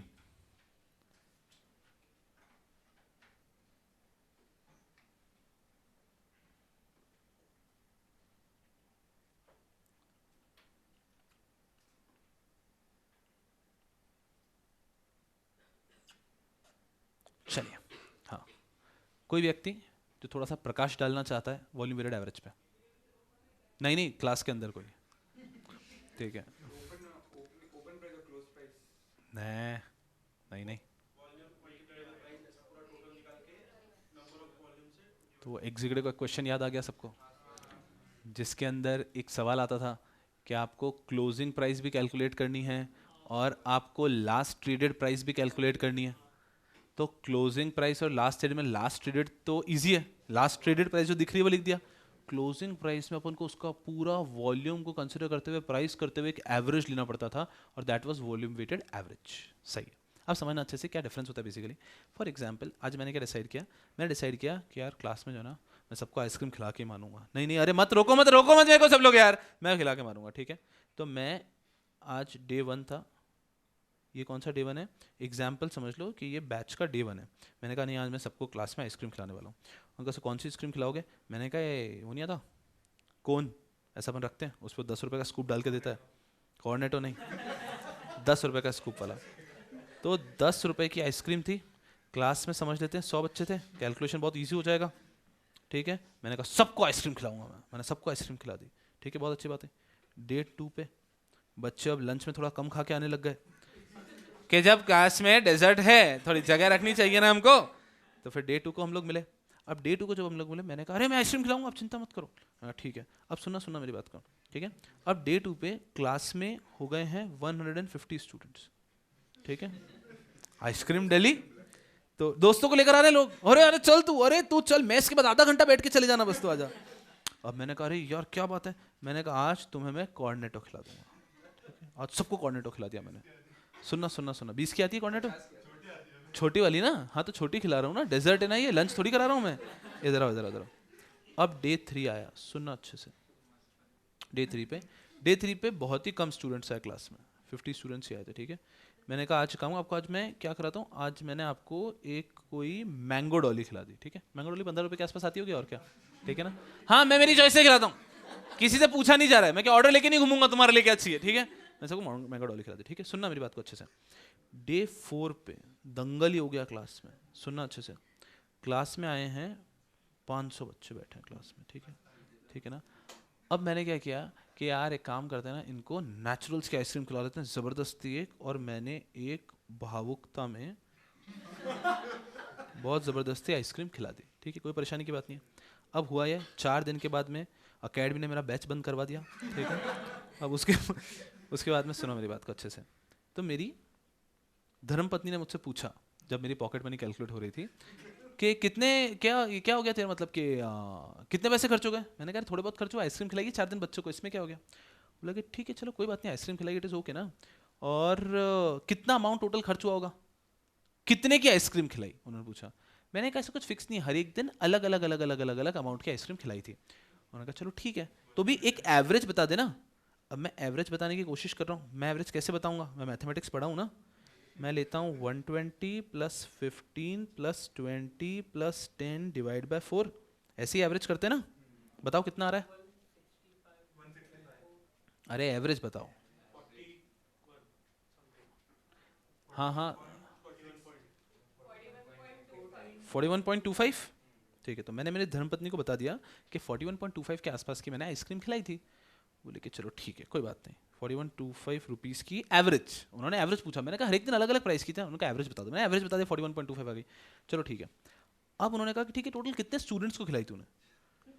मैंने कहा ये तो पूरा क्रॉस वेरिफिकेशन हो रहा है। मैंने कैलकुलेट कर लिया, मैंने 500, 250, 300, 800 ना, 800 बच्चों को खिलाई ना। मैंने कहा अरे ऐसे अलग अलग बच्चे बैठते थे। बोले कि अरे टोटल कितनों को खिलाई? मैंने कहा कि 800 बच्चे थे टोटल सब मिला के। बोले ठीक है। अब उसने क्या किया, उसने ये 41.25 इंटू 800 किया। कितना हुआ मेरा खर्चा?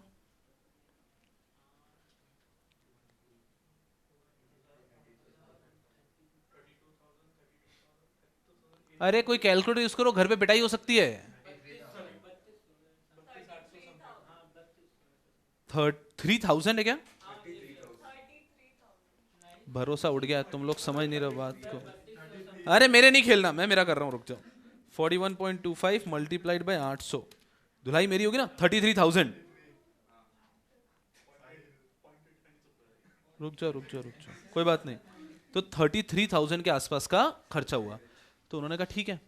अब जब उन्होंने मेरे जेब से वॉलेट निकाल के हिसाब लगाते बैठे, तब एक्चुअल जो खर्चा हुआ ना वो इससे मैच ही नहीं हो रहा था।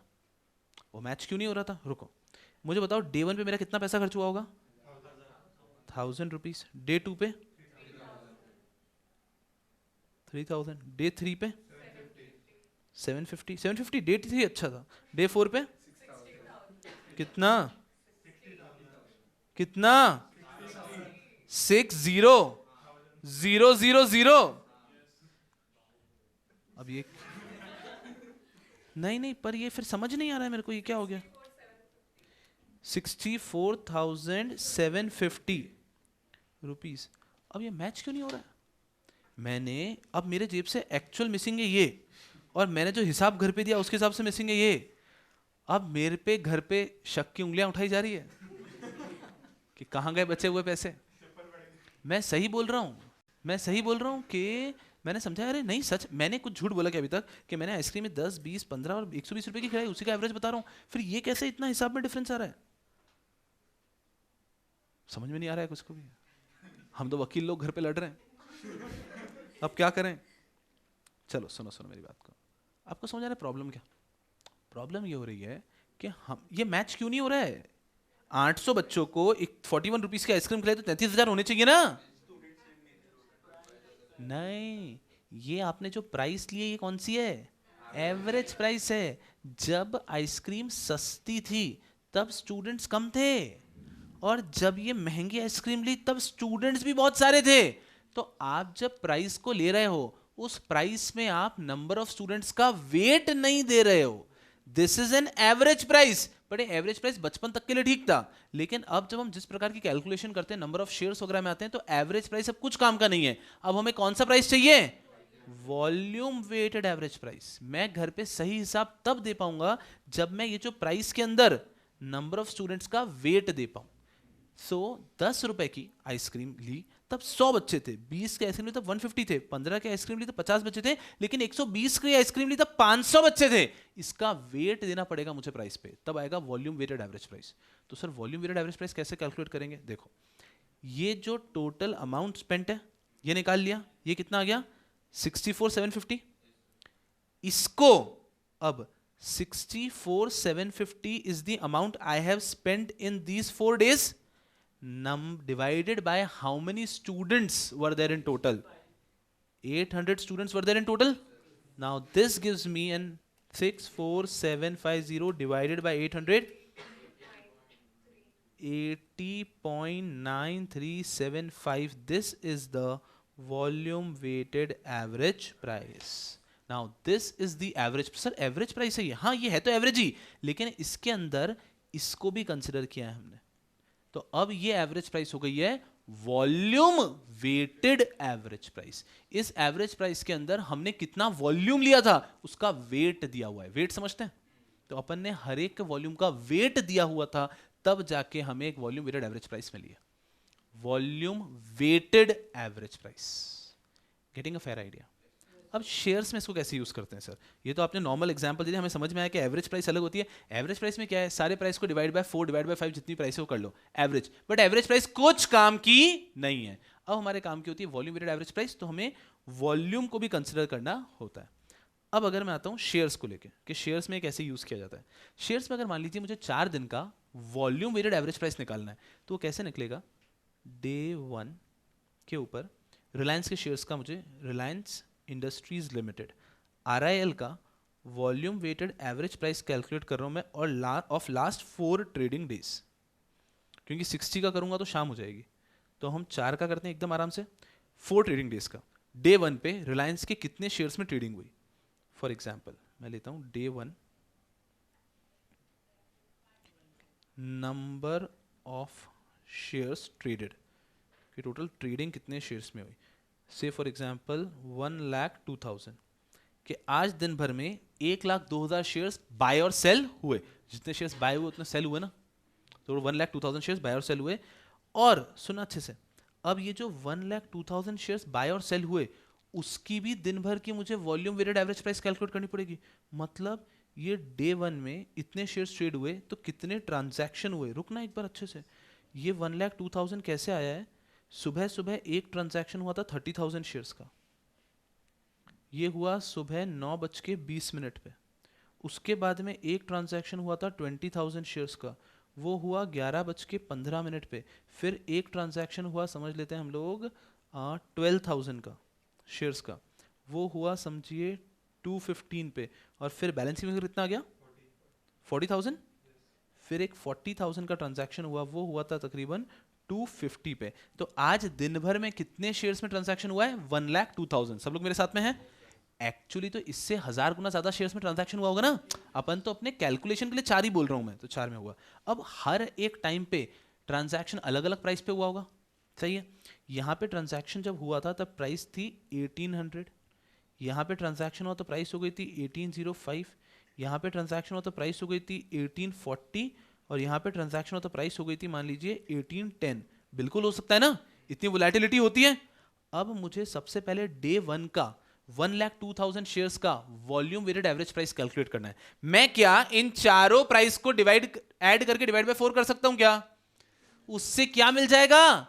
Average price. एवरेज प्राइस का कोई काम नहीं है, हमें चाहिए वॉल्यूम वेटेड एवरेज प्राइस। तो 30,000 मल्टीप्लाइड बाय 1800, इन सब का टोटल, इनका टोटल, और इससे आएगा volume weighted average price of day 1। नहीं मैं करता हूं। नहीं रुक तो जाओ एक सेकंड, मैं क्या कर रहा हूं आपको बताते हुए कर रहा हूं। 30,000 मल्टीप्लाइड बाय 1800, सबको स्क्रीन पे फोकस रखो, और ये हो गया है बहुत सारा 540 लाख, सही है। दूसरा 20,000 शेयर्स में ट्रेड हुआ था एट 1805, ये हो गया 361 lakh. Next 12,000 multiplied by 1840, 220 lakh 80,000, 220 lakh 80,000, 0.8 lakh. और 40,000 शेयर्स में ट्रेड हुआ है at 1810, that gives me 724 lakhs. Now I'll have to add all of these. 724 lakhs plus 220.8 lakhs plus 361 lakhs plus 540 lakhs, ये हो गया है भाई साहब 1845 लाख 0.8,000, मतलब 80,000।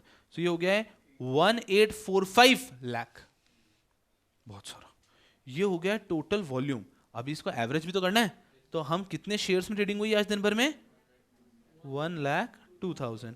तो this divided by 1,02,000 gives me 1809. So 1809 is the volume weighted average price of day 1. बात समझ में आ रही है क्या?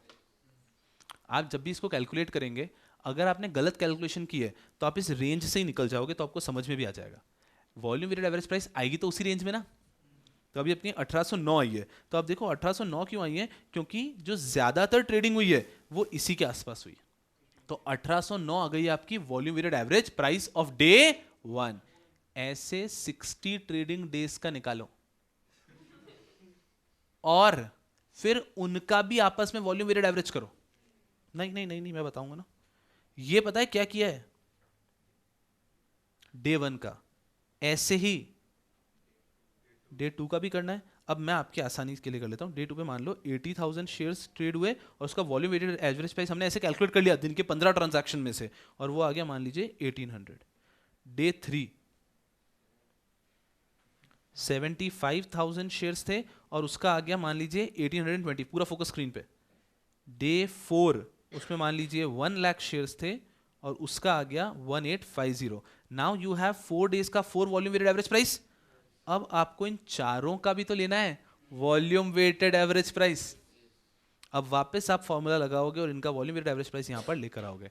Now I hope you are understanding क्यों इस प्रकार का क्वेश्चन आज तक एग्जाम में नहीं आया है। बिकॉज आ ही नहीं सकता, इतनी ज्यादा कैलकुलेशन, 60 ट्रेडिंग डेज ना, इम्पॉसिबल। मतलब आप समझो आपका 4-5 पेज तो सिर्फ क्वेश्चन के डेटा में होगा।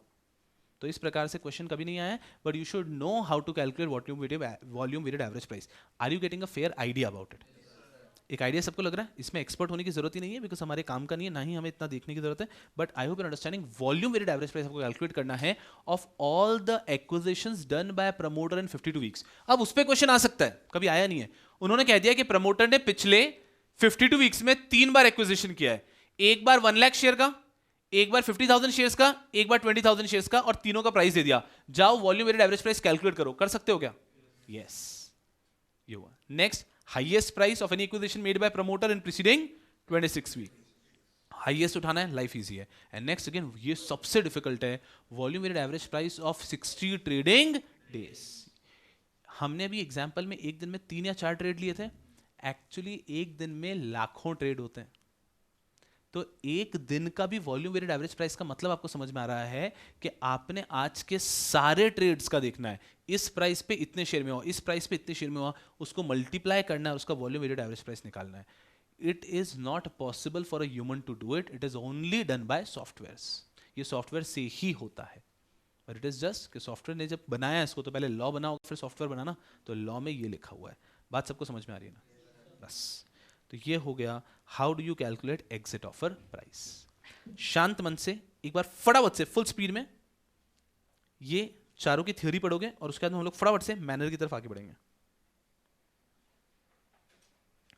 फिर एक क्वेश्चन फेंकता हूं आपके ऊपर, देखते हैं कितने लोग बस भीड़ में हाँ हाँ कर रहे थे।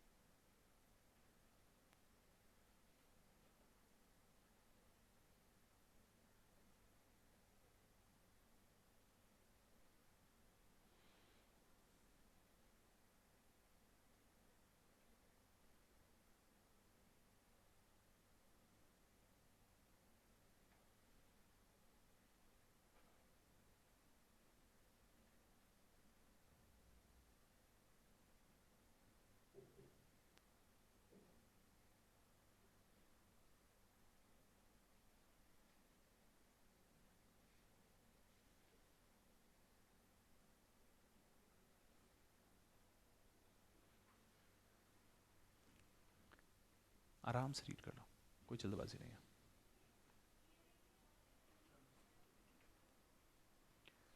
रीड है सब लोग? एकदम कंफर्टेबल है? यहां पे जो स्टॉक एक्सचेंज वाला पॉइंट है समझ में आ रहा है ना सबको, कि अगर मल्टीपल स्टॉक एक्सचेंज जहां पे ज्यादा ट्रेडिंग है उसका डेटा हम लोग लेने वाले हैं। चलो, ये हो गया हमारे सारे काम की चीजें। तो मेनली अगर मैं बात करता हूं एग्जाम पॉइंट ऑफ व्यू से, डिसेंटिंग शेयर होल्डर को एग्जिट अपॉर्चुनिटी देनी है, उसके अंदर रेलेवेंट पॉइंट यही 3 चीजें हैं। डिसेंटिंग शेयर होल्डर कौन होता है, उसको एग्जिट अपॉर्चुनिटी देने के लिए क्या क्या कंडीशन है, 10%, 75%, और एग्जिट अपॉर्चुनिटी दे रहे हैं तो एग्जिट प्राइस कैसे डिटरमिन होगी। इसके बाद की जो थ्योरी है वो थ्योरी पढ़ेंगे जरूर हम लोग, बट एग्जाम लुकआउट से पूरा आपको याद करके जाने की जरूरत नहीं, जितना ऊपर से हमने पढ़ा था अच्छे से, इसको हम लोग एक बार देख लेंगे। हमने पास पेपर्स देखे सारे, most of the papers have question, most क्या 99% of the questions are maximum for how much marks, 5। ये हम देख कर आए। तो any question which has points like these, it is practically impossible, but it is just एक process है, पूरा आराम से पढ़ लेते हैं, बहुत इजीली याद हो जाता है। तो फुल स्पीड के अंदर यहां पे देखेंगे manner of providing exit opportunity descending share holder. सबसे पहला, The notice proposing the passing of special resolution for changing the object of the issue and varying the terms of contract referred on the prospectus shall also contain information about the exit offer to dissenting shareholder. तो सबसे पहले आप लोग general meeting कर रहे हैं, general meeting का आप नोटिस भेजेंगे कि हम हमारे कंपनी के ऑब्जेक्ट को चेंज करना चाहते हैं. उस नोटिस के अंदर आप लिख के भेजेंगे कि if you do not agree then dissenting share holder को एग्जिट अपॉर्चुनिटी मिलेगी. अरे जैसे कि आपने बचपन में पढ़ा होगा ना कि जब भी एक जनरल मीटिंग का नोटिस देते हैं 21 क्लियर डेज पहले, उसमें लिखा हो जाए, लिख के देते हैं that you have a right to appoint proxy. क्यों लिख के देते हैं? You have a right to appoint proxy क्यों लिख के देते हैं? हाँ, आज मैं नोटिस दे रहा हूँ, मैं कंपनी हूँ, आपको जनरल मीटिंग में बुला रहा हूँ, तो मैं कह रहा हूँ कि आप इस दिन आओ और you have a right to appoint proxy. ये हम नोटिस में लिख के क्यों देते हैं? बट कंपनीज एक्ट में लिखा है, बहुत बढ़िया बात है, लेकिन कंपनीज एक्ट में क्यों लिखा है इसमें क्वेश्चन कि क्यों उन्होंने ऐसा रिक्वायरमेंट रखा है कि आपको yes as easy as that हम लोग तो पढ़ रहे हैं अभी, ठीक है, तो हमें पता है कि जनरल मीटिंग में अगर आप नहीं जा सकते हो तो आप किसी और को भेज सकते हो. देयर इज अ डॉक्टर भी कंपनी के शेयर खरीद के बैठा है, उसको नोटिस आता है, he would have a presumption that I have to go. How will he get to know about his right that I have also an option that rather than going personally I can assign someone else, I can send someone else on my behalf. तो लोगों को उनका right नहीं पता है बताने के लिए. सेम फैशन में जब आप जनरल मीटिंग कर रहे हैं फॉर चेंजिंग द ऑब्जेक्ट, तो उसमें आप लिख के दोगे कि if any person does not agree then the person has a right to change the person has a right to get the exit opportunity. तो ये जो exit opportunity dissenting shareholder जनता को पता ही नहीं होगा ना. You just imagine अगर किसी को पता नहीं है तो उसको कह रहे यार ये कंपनी ऑब्जेक्ट चेंज कर ली, मेरे साथ गलत हुआ, बस वो रोता रहेगा. But he is not even aware कि उसके पास एक एग्जिट अपॉर्चुनिटी का राइट है. तो मैं मीटिंग में जाता हूं और मैं अगेंस्ट वोट करता हूं, अगर 10% लोगों ने अगेंस्ट वोट किया तो हमें एग्जिट अपॉर्चुनिटी मिलेगी. तो ये राइट बताना जरूरी है नोटिस के अंदर. तो notice should have a point that if at all you are a dissenting share holder for change of object then you have a right to get exit opportunity. सबसे पहली चीज हो गई कि नोटिस के अंदर क्लियरली लिखा होना चाहिए information about the exit opportunity, exit offer to dissenting share holder. ठीक है, easy. Second, in addition to the disclosure required in any other applicable law, a statement to the effect of the promoter or shareholder having control shall provide an exit opportunity to dissenting shareholder shall also be included in the explanatory statement to the notice for passing special resolution. कि ये जो exit opportunity है ये provide की जा रही है by whom? Promoter और shareholder having control, they are providing an exit opportunity. एक और चीज समझना, इधर आओ. अपन ने एग्जीक्यूटिव में एक चीज पढ़ी होती है, बायबैक. बायबैक के प्रोविजन पढ़े होंगे. What do we mean by buyback? Buyback means when the company decides to buy certain shares, right? Then there is a thing which you've read in when the shareholders decides to delist the company, their promoter has to acquire 90% of the shares. ऐसा कुछ पढ़ा होगा. दोनों में बहुत बड़ा difference होता है. एक जगह पे कंपनी शेयर्स को खरीद रही है तो शेयर्स के लिए पैसा कौन देने वाली है? कंपनी. और एक जगह पे प्रमोटर को 90% शेयर्स खरीदने हैं तो पैसे कौन देने वाला अपने जेब से? प्रमोटर. यहां पे क्लियरली लिखा है कि ये जो एग्जिट अपॉर्चुनिटी अपन दे रहे हैं इसके लिए पैसा कौन देने वाला है? प्रमोटर.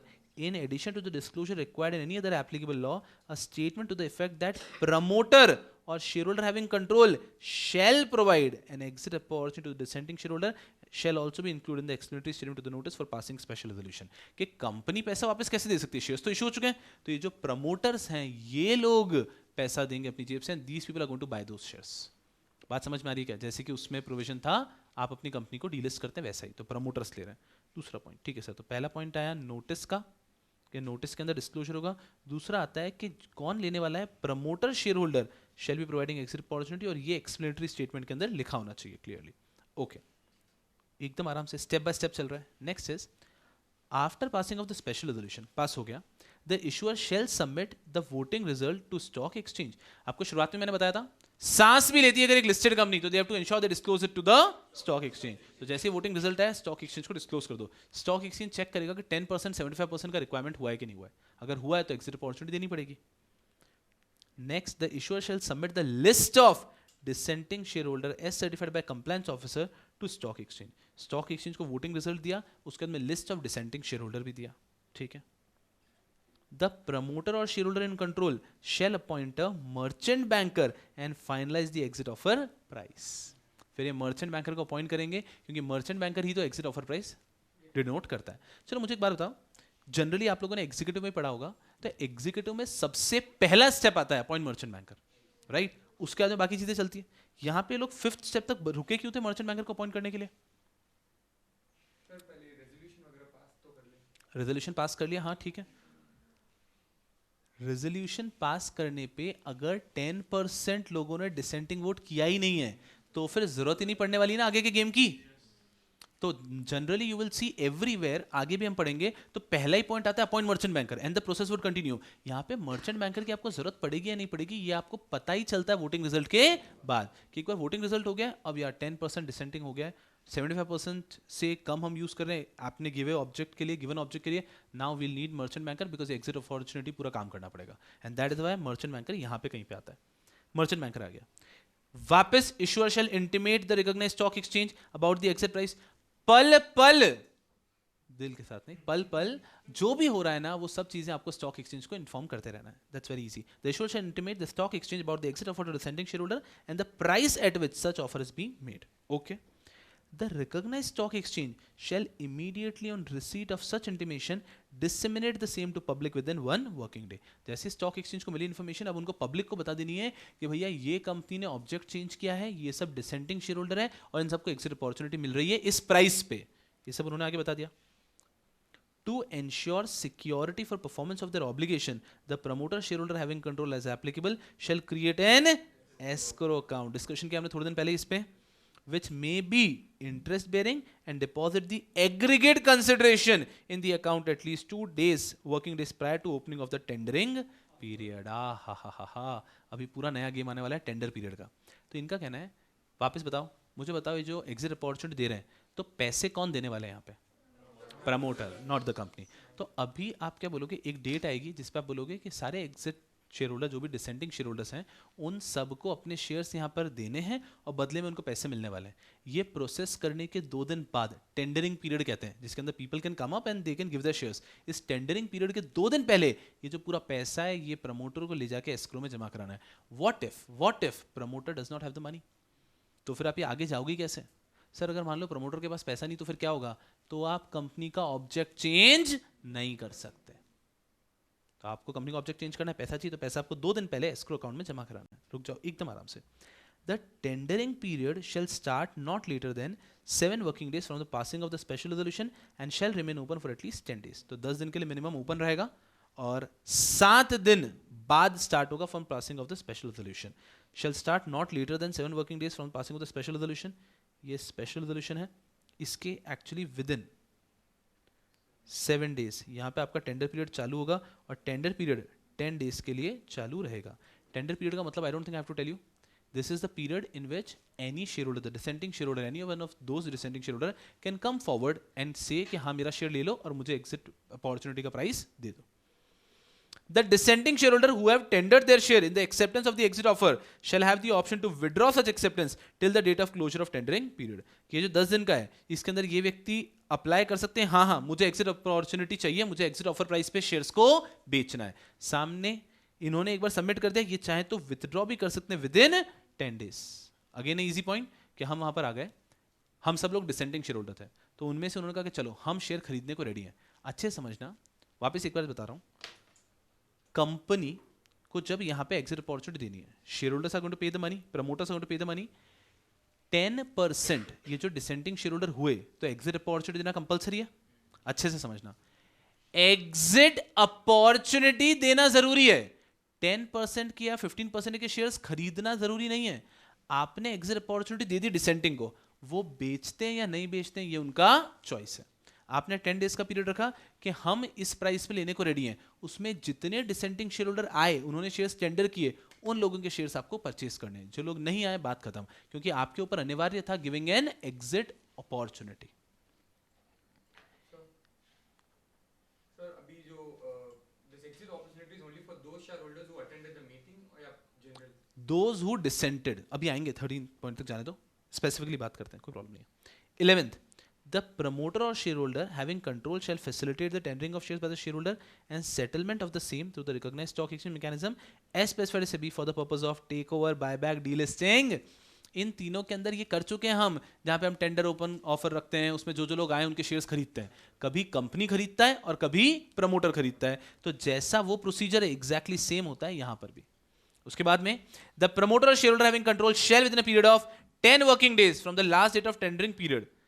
यहां पे स्पेशल रेजोल्यूशन हुआ, उसके 7 दिन में टेंडरिंग पीरियड चालू हुआ। ये जब टेंडरिंग पीरियड 10 दिन के बाद क्लोज हो गया, उसके 10 डेज के अंदर, within a period of 10 days from the last date of tendering period, इसके 10 डेज के अंदर they have to make the payment of the consideration. जिन जिन लोगों ने एग्जिट अपॉर्चुनिटी का अवेल किया है अपने शेयर्स बेचने के लिए, उन सबको आपको पेमेंट कर देना है।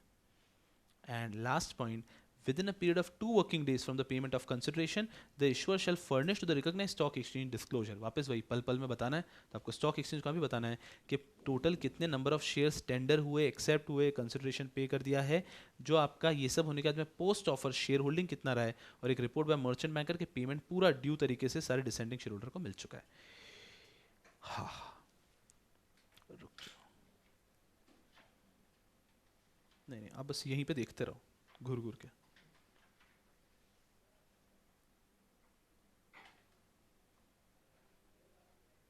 चलो 100% फोकस स्क्रीन पे देखो। अगेन अच्छा टॉपिक है, एग्जामिनर को ये टॉपिक काफी पसंद आएगा।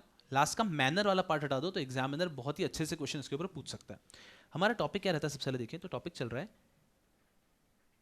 Exit opportunity 2।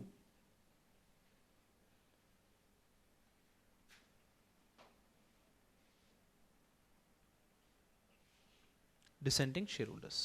ओके, इसके अंदर सबसे पहली चीज ये आती है हमारी कि डिसेंडिंग शेयर होल्डर क्या होते हैं और उनकी क्या क्या कंडीशन है। जो कंडीशन अगर कंप्लाई हुई तो एग्जिट अपॉर्चुनिटी देना होगा। तो सबसे पहली चीज आ जाती है condition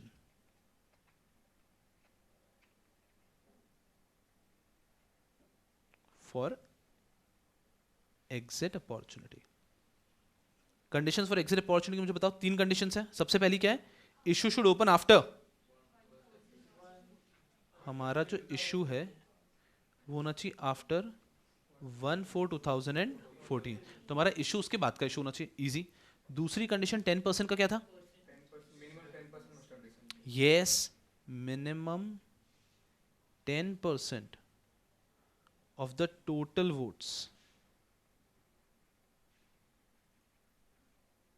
must be dissenting, fair। and 75% वाली कंडीशन कौन सी है? Amount utilise for the stated object is less than 75%।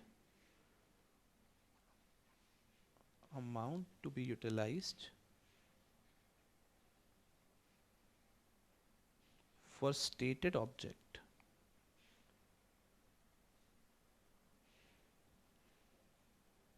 Is less than 75%। ये 3 कंडीशन अगर कंप्लाई होती है तो एग्जिट अपॉर्चुनिटी देना कंपलसरी हो गया। उसके बाद में दूसरा संघर्ष में टॉपिक था एग्जिट प्राइस कितनी रहेगी।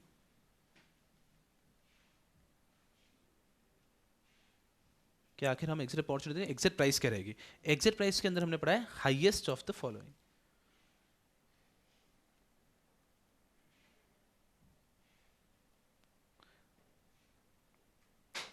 One 2 3.1 3.2।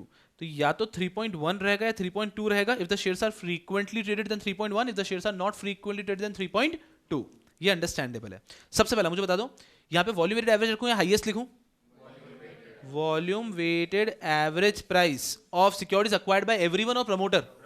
Promoters of securities acquired by promoter, person in control और share holder in control in preceding 52 weeks। तो इससे आपका पहला प्राइस आ जाता है। Is everyone with me? कोशिश करो कि यहाँ पे दिमाग में चिपक जाए, बिकॉज इतना सारे प्रोविजंस है ना कि अगर आप अभी एक बार पढ़ते गए फिर घर जाके एक और बार रिवाइज किया तो वो दिमाग में स्ट्रक्चर तरीके से बैठते जाएंगे। दूसरा हो गया, दूसरे में हाईएस्ट या वेटेड है? Highest. Highest price paid by whom? Same, promoter, person control, share holder in control, but in preceding 26 week। अब ये कभी याद नहीं रहता तो बस ध्यान रखना 52 वीक का मतलब 1 ईयर होता है और 52 का हाफ लिया है पे 26 वीक्स। कभी ऐसे 32 वगैरह 6 वीक 2 वीक ऐसा भी आएगा। क्यों? क्योंकि सिक्योर्ड लॉ में इतने प्रोविजंस है ना, तो कहीं पे 2 वीक्स वगैरह के प्रोविजंस भी हैं, तो खुद को संभाल के रखना है। थर्ड के अंदर if the shares are frequently traded, तो फिर volume weighted average price of the market price, volume weighted average price of the market price in the market trading for preceding 60 trading days, ये भी आ गया। and if the shares are not frequently traded, तो उसके अंदर हमारे promoter जी, shareholders in control and merchant banker determines a price, they determine a price, एक प्राइस डिटरमाइन करते हैं और इस तरह से प्राइस आता है। इन समय जो भी हाईएस्ट है, that highest price is the exit price. दिमाग में बैठ गया सबके अच्छे से? Very good. अब इसके अंदर मैं थर्ड के ऊपर बस लिख देता हूं, if shares are frequently traded, if shares are not frequently traded. मुझे एक बात बताओ, फ्रीक्वेंटली ट्रेडेड है या नहीं है, इसके लिए क्या रेलेवेंट परसेंटेज होगा? Very good very good. तो हम पढ़ेंगे आगे सिलेबस के अंदर, बट 10% वाली लिमिट याद रखनी है कि हमारे पिछले 12 मंथ्स में हम देखते हैं अगर टोटल शेयर्स का 10% में ट्रेडिंग हुआ है तो ये हो जाता है फ्रीक्वेंटली ट्रेडेड, और नहीं हुआ है तो ये हो जाता है not frequently traded, infrequently traded. चलो यहां तक भी लाइफ इजी चल रही है। एग्जिट अपॉर्चुनिटी के अंदर या तो क्वेश्चन कंडीशन पे आएगा या एग्जिट प्राइस पे आएगा, ये दिमाग में बैठ गया। या फिर हम जो लास्ट टॉपिक पढ़ के आए मैनर, मैनर पे तो सर सवाल आना मुश्किल है, बट ठीक है, manner is so easy to remember, trust me. सबसे आसान याद रखना आपको मैनर ही जाएगा, क्योंकि that is in this form of a story. अब प्रैक्टिकली समझो एकदम आराम से। मैनर के अंदर सबसे पहले हम बात करते हैं, हमारी कंपनी है, ठीक है। कंपनी को सारे शेयर होल्डर्स को नोटिस देना है। उस नोटिस के अंदर क्या बात लिख के देनी है specifically? that they have a right to get exit opportunity if they're dissenting shareholder। तो इस नोटिस के अंदर पहला पॉइंट ये था that we have to mention about exit opportunity to dissenting shareholder। चलो ठीक है, हमने ये मेंशन कर दिया। उसके बाद में मुझे बताओ कि यहाँ पे जब हम शेयर्स लेने वाले हैं, उन शेयर्स के लिए पेमेंट कौन करने वाला है? Promoter share holder. तो ये चीज भी हमको नोटिस के साथ में जो एक्सप्लेनेटरी स्टेटमेंट जाता है, ये आ रहा हूं मैं सारे बेसिक्स पढ़ा रहा हूँ एग्जीक्यूटिव के भी, बट इतनी तो मैं अपेक्षा रखता हूं कि नोटिस जाता है शेयर होल्डर को, साथ में एक्सप्लेनेटरी स्टेटमेंट जाता है। अगर वो स्पेशल बिजनेस है तो मुझे बताओ, लखनऊ। चलो, स्पेशल बिजनेस ऑर्डिनरी बिजनेस क्या होता है?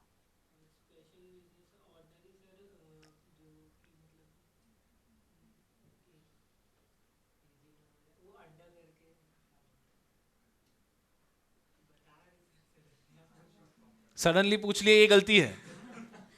जीडीपीडी है ना, थोड़ा ऐसा अपेक्षा करता हूँ कि आप सबको ये पता है।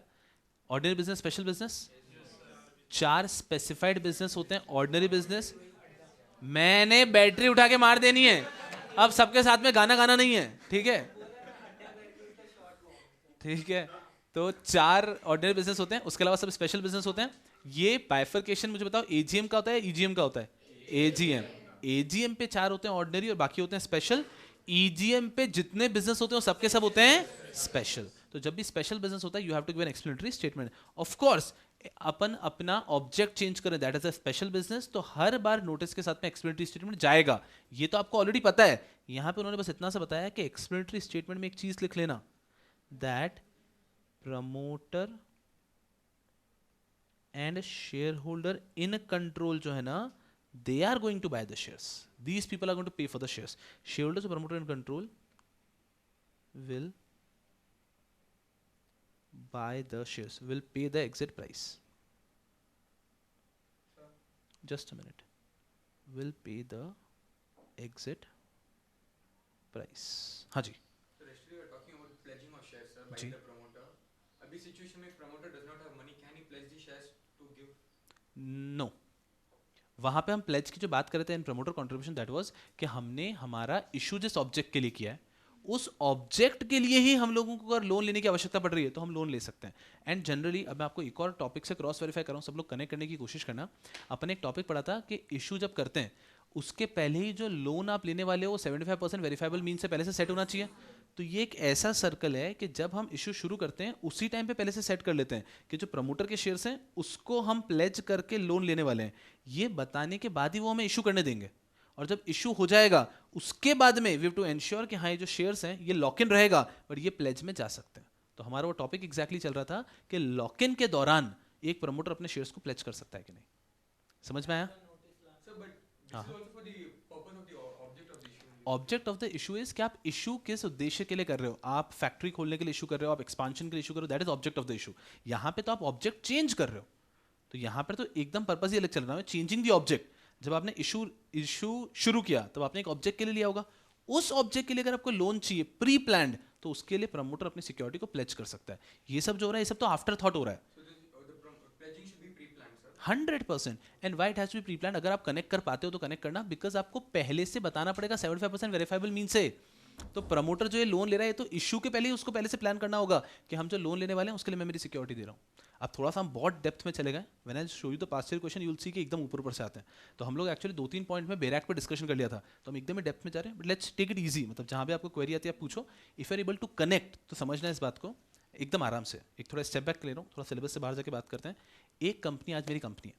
आज मैं आईपीओ लेकर आ रहा हूँ या एफपीओ लेकर आ रहा हूँ, समझना. अब मैं जब एफपीओ आईपीओ लेकर आ रहा हूँ मैं ये पैसा रेस करूँ किसी पर्पस के लिए करूँगा ना. Example I have a purpose कि मैं एक सिटी में नया फैक्ट्री सेटअप कर रहा हूँ, उसके लिए मुझे 1000 करोड़ चाहिए.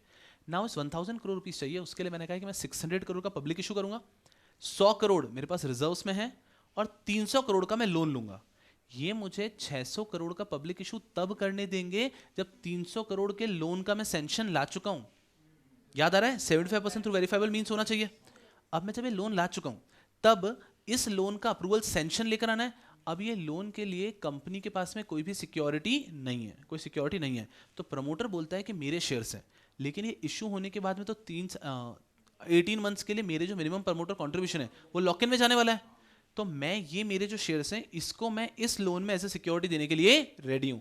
अभी तक इशू तो हुआ ही नहीं है. तो इशू के पहले ही प्रमोटर अपनी सिक्योरिटीज को प्लेज में देने को रेडी हो रहा है. और अब इशू होगा तो क्या वो सिक्योरिटीज को प्लेज में दे सकता है, तो वहां पे सेटिस्फाई होता है because it is for the object of the issue. ऐसा तो it is all pre plan, पहले से ऐसा हो रहा है. थोड़ा थोड़ा समझ में आ रहा है ना यारो? एकदम आराम से. आपका कॉन्फिडेंस तूफान बूस्ट होगा जब अपन पास्ट क्वेश्चंस देखेंगे. अभी हम थोड़ा सा एक्सटेंसिव डिस्कशन कर लेते हैं. एंड उसका कारण भी यह है फंडिंग के. अगर हम पास्ट पेपर्स देखते हैं तो पास्ट पेपर कितने हुए हैं, इतने आपको गिनती के 6-7 पेपर मैक्सिमम दिखेंगे आपको पास्ट पेपर के अंदर. तो if in any examination they give a surprise question also out of the box also, तो you should be able to handle it up. इसलिए if you know everything it's great. Otherwise अगर normal paper आता है तो you are going to comfortably able to ace it up. इतना आपको दिखेगा, आसान सा जमेगा. तो एकदम शांति से रहते हैं हम लोग. थोड़ा और कंटिन्यू करने की कोशिश करते हैं एक बार. जहाँ पे भी आपको डाउट आता है आप फटाफट डाउट को मुझ पे फेंको.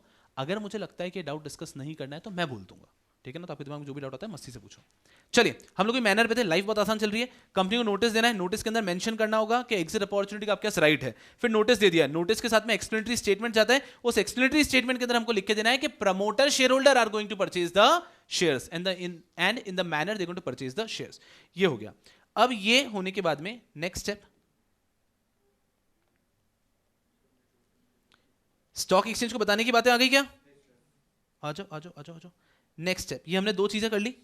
2 चीजें करते ही देन हमें स्टॉक एक्सचेंज को वोटिंग रिजल्ट, फिर हमने जनरल मीटिंग कर ली. स्टॉक एक्सचेंज को वोटिंग रिजल्ट भी बता देंगे और list of dissenting share holder भी बता देंगे. आ जाओ आराम से.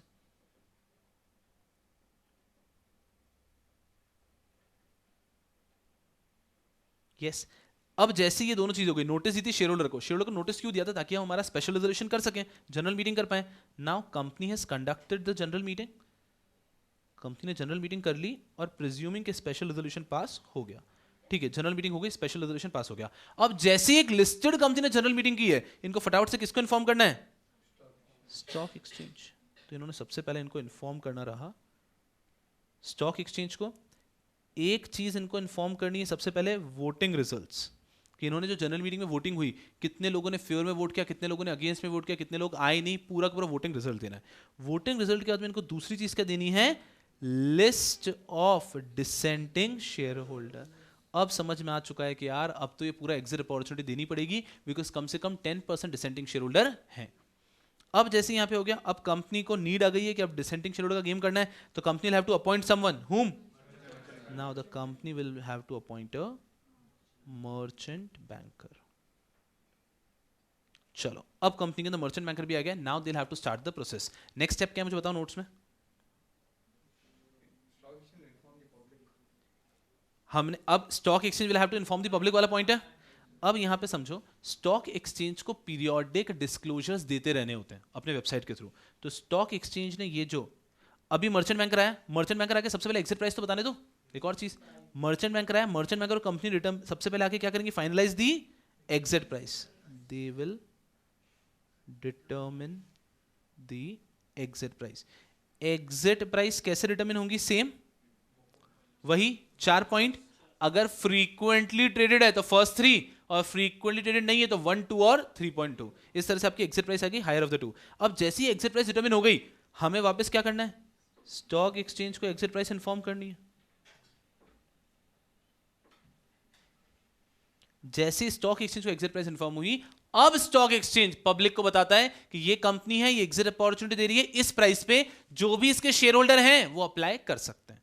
अब यहां पे स्टॉक एक्सचेंज ने क्या करना है, इनको इंफॉर्मेशन जो पूरी है with respect to exit price, जैसे ही एग्जिट प्राइस डिटरमिन होती है, अब ये पब्लिक को दे देनी है। They have to disseminate the information to the public.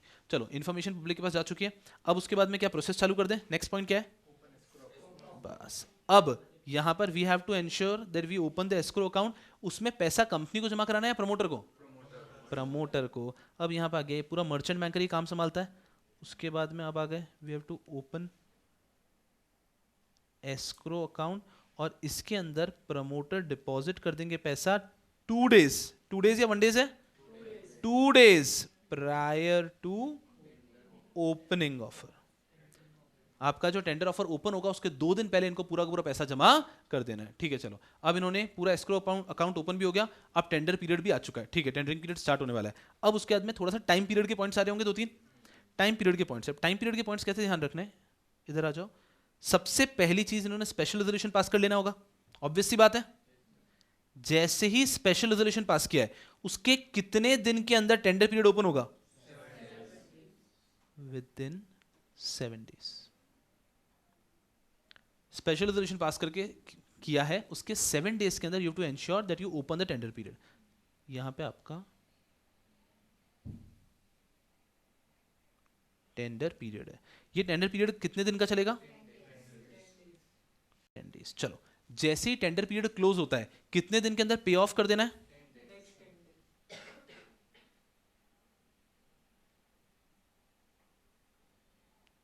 With in 10 days आपको कर देना है पे।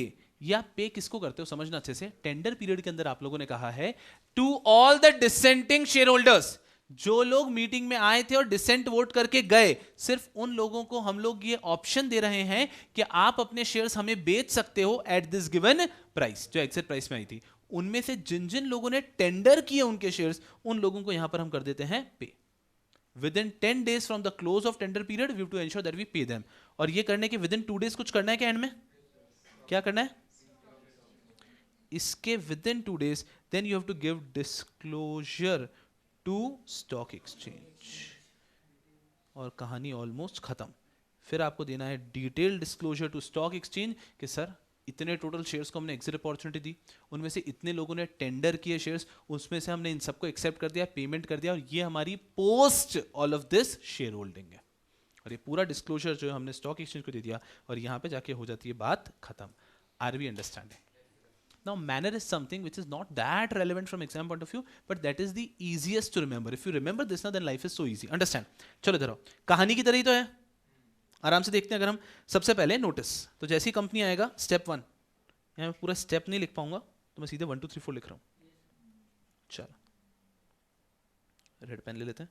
स्टेप 1 में सबसे पहले कंपनी ने नोटिस दे देना है शेयर होल्डर को। नोटिस में लिख देना है कि भैया एग्जिट अपॉर्चुनिटी मिलेगी डिसेंटिंग शेयर होल्डर को। तो आप लोग ये मत सोचो कि आपको एक्सप्लॉइट कर रहे हैं, हम ऑब्जेक्ट चेंज कर रहे हैं। जो भी लोग डिसेंटिंग उनको एग्जिट अपॉर्चुनिटी मिलने वाली है। उसके बाद में दूसरे पॉइंट में इस नोटिस के साथ में जाएगा एक्सप्लेनेटरी स्टेटमेंट। एग्जिट अपॉर्चुनिटी के लिए पे कौन करने वाला है, promoter and share holder. Logic समझ में आ रहा है, क्लिक हो रहा है? वाई विल कंपनी सफर? इन लोगों ने कंपनी के ऑब्जेक्ट को चेंज करने का डिसीजन लिया ना, तो they are going to pay off, because if the company has to buy those shares, so that it is unreasonable, सुनना अच्छे से, for those people who are continuing with the company. Logically समझना, आप सब share holder हो, मैंने x object बता के आपसे पैसे ले लिए, ठीक है? अब मैंने कहा नहीं, ऑब्जेक्ट चेंज करके वाई कर रहे हैं, ठीक है? और आप में से ये यहाँ पे बैठे हुए स्टूडेंट जो ना, वो नहीं सर ये तो गलत हो रहा है हमारे साथ। मैंने कहा टेंशन मत लो, कंपनी आपके शेयर्स बायबैक कर लेगी और वो भी बहुत अच्छी प्राइस पे।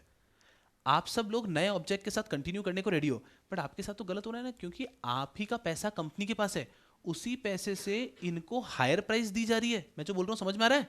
ये जो हायर प्राइस, एग्जिट प्राइस दे रहे हो, ये कंपनी दे रहा है, और कंपनी का पैसा मतलब कंटिन्यूइंग लोगों का पैसा है ना। So this would have been unreasonable, and that is why they've kept it very smartly that who is going to pay them? Promoter shareholders are going to pay them. तो promoter shareholder पे करेंगे और वो shares promoter ही खरीदेंगे। तो exit price एक higher price पे shareholders को खरीदना पड़ता है।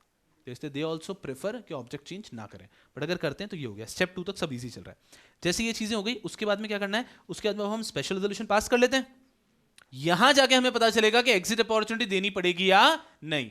अगर 3 कंडीशन सेटिस्फाई होती है तो एग्जिट अपॉर्चुनिटी देनी पड़ेगी। थर्ड पॉइंट में 3 कंडीशन कौन सी है? ये जो हमने ऊपर पढ़ी, स्पेशल रेजोल्यूशन में हमको दिखता है ये इशू 1414 के बाद का है।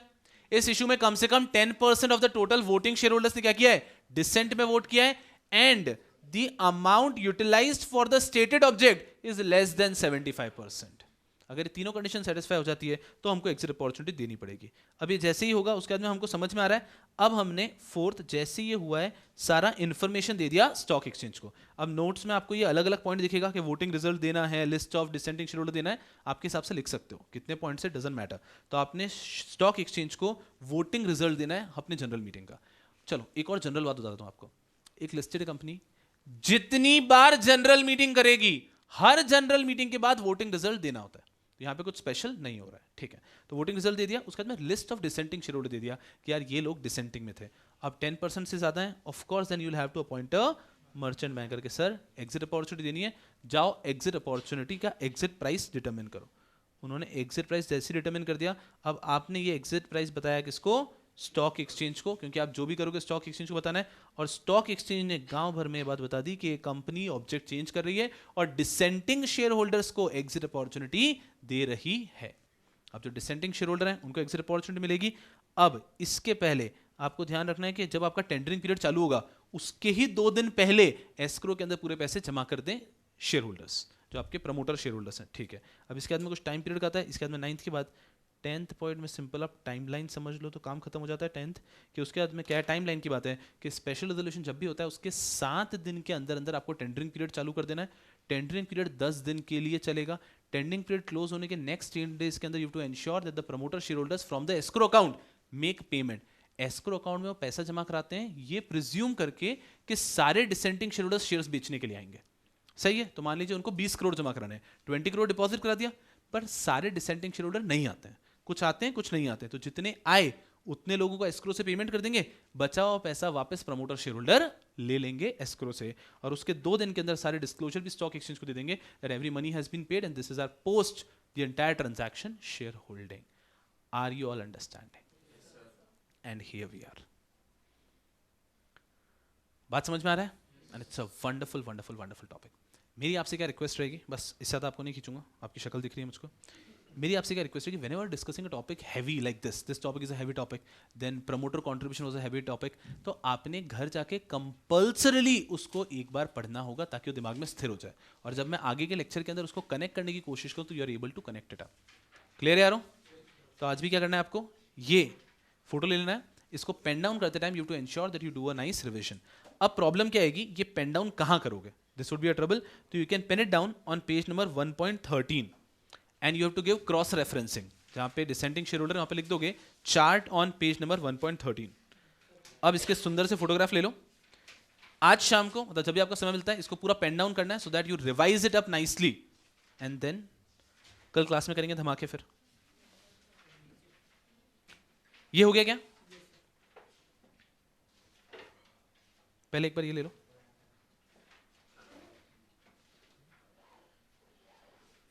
रुको रुको रुको, जल्दबाजी मत करो। एंड जीडीपीडी कंपल्सरीली जब ये सेशन खत्म होता है आप रुकते हैं, कोशिश करो अभी, अगर आपके समय इन बच्चों के दूसरे लेक्चर होंगे, अभी आप बैठिए और अभी इस पूरे डायग्राम को ड्रॉ करो, एक सेकंड रिवीजन पूरा का पूरा हो जाता है, ठीक है? चलो अब रुक जाओ, नहीं बैठो। कहीं कोई क्वेरी है क्या अभी जो दिमाग में आ रही है? ठीक है, एक बार पूरा अच्छे से पढ़ के आओ एंड कल के लेक्चर की शुरुआत में क्वेरीज लेंगे, चेक करेंगे सब लोग लिख कर आए and then we got to go ahead, ठीक है? वो मैं कराता हूँ, लोड मत लो, वो मैं क्लास में कराता हूँ, उसका टेंशन मत लो, ठीक है? चलिए, that will be all for this session, खेलो कूदो ऐश करो, बाय बाय।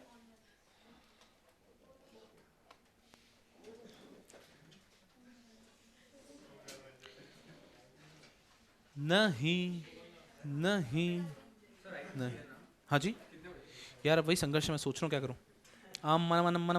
मुझे बताओ, ए आ रहा हूँ। सौम्या मैम का लेक्चर कितनी बजे? अपना 3:15 रखती है ना मैम?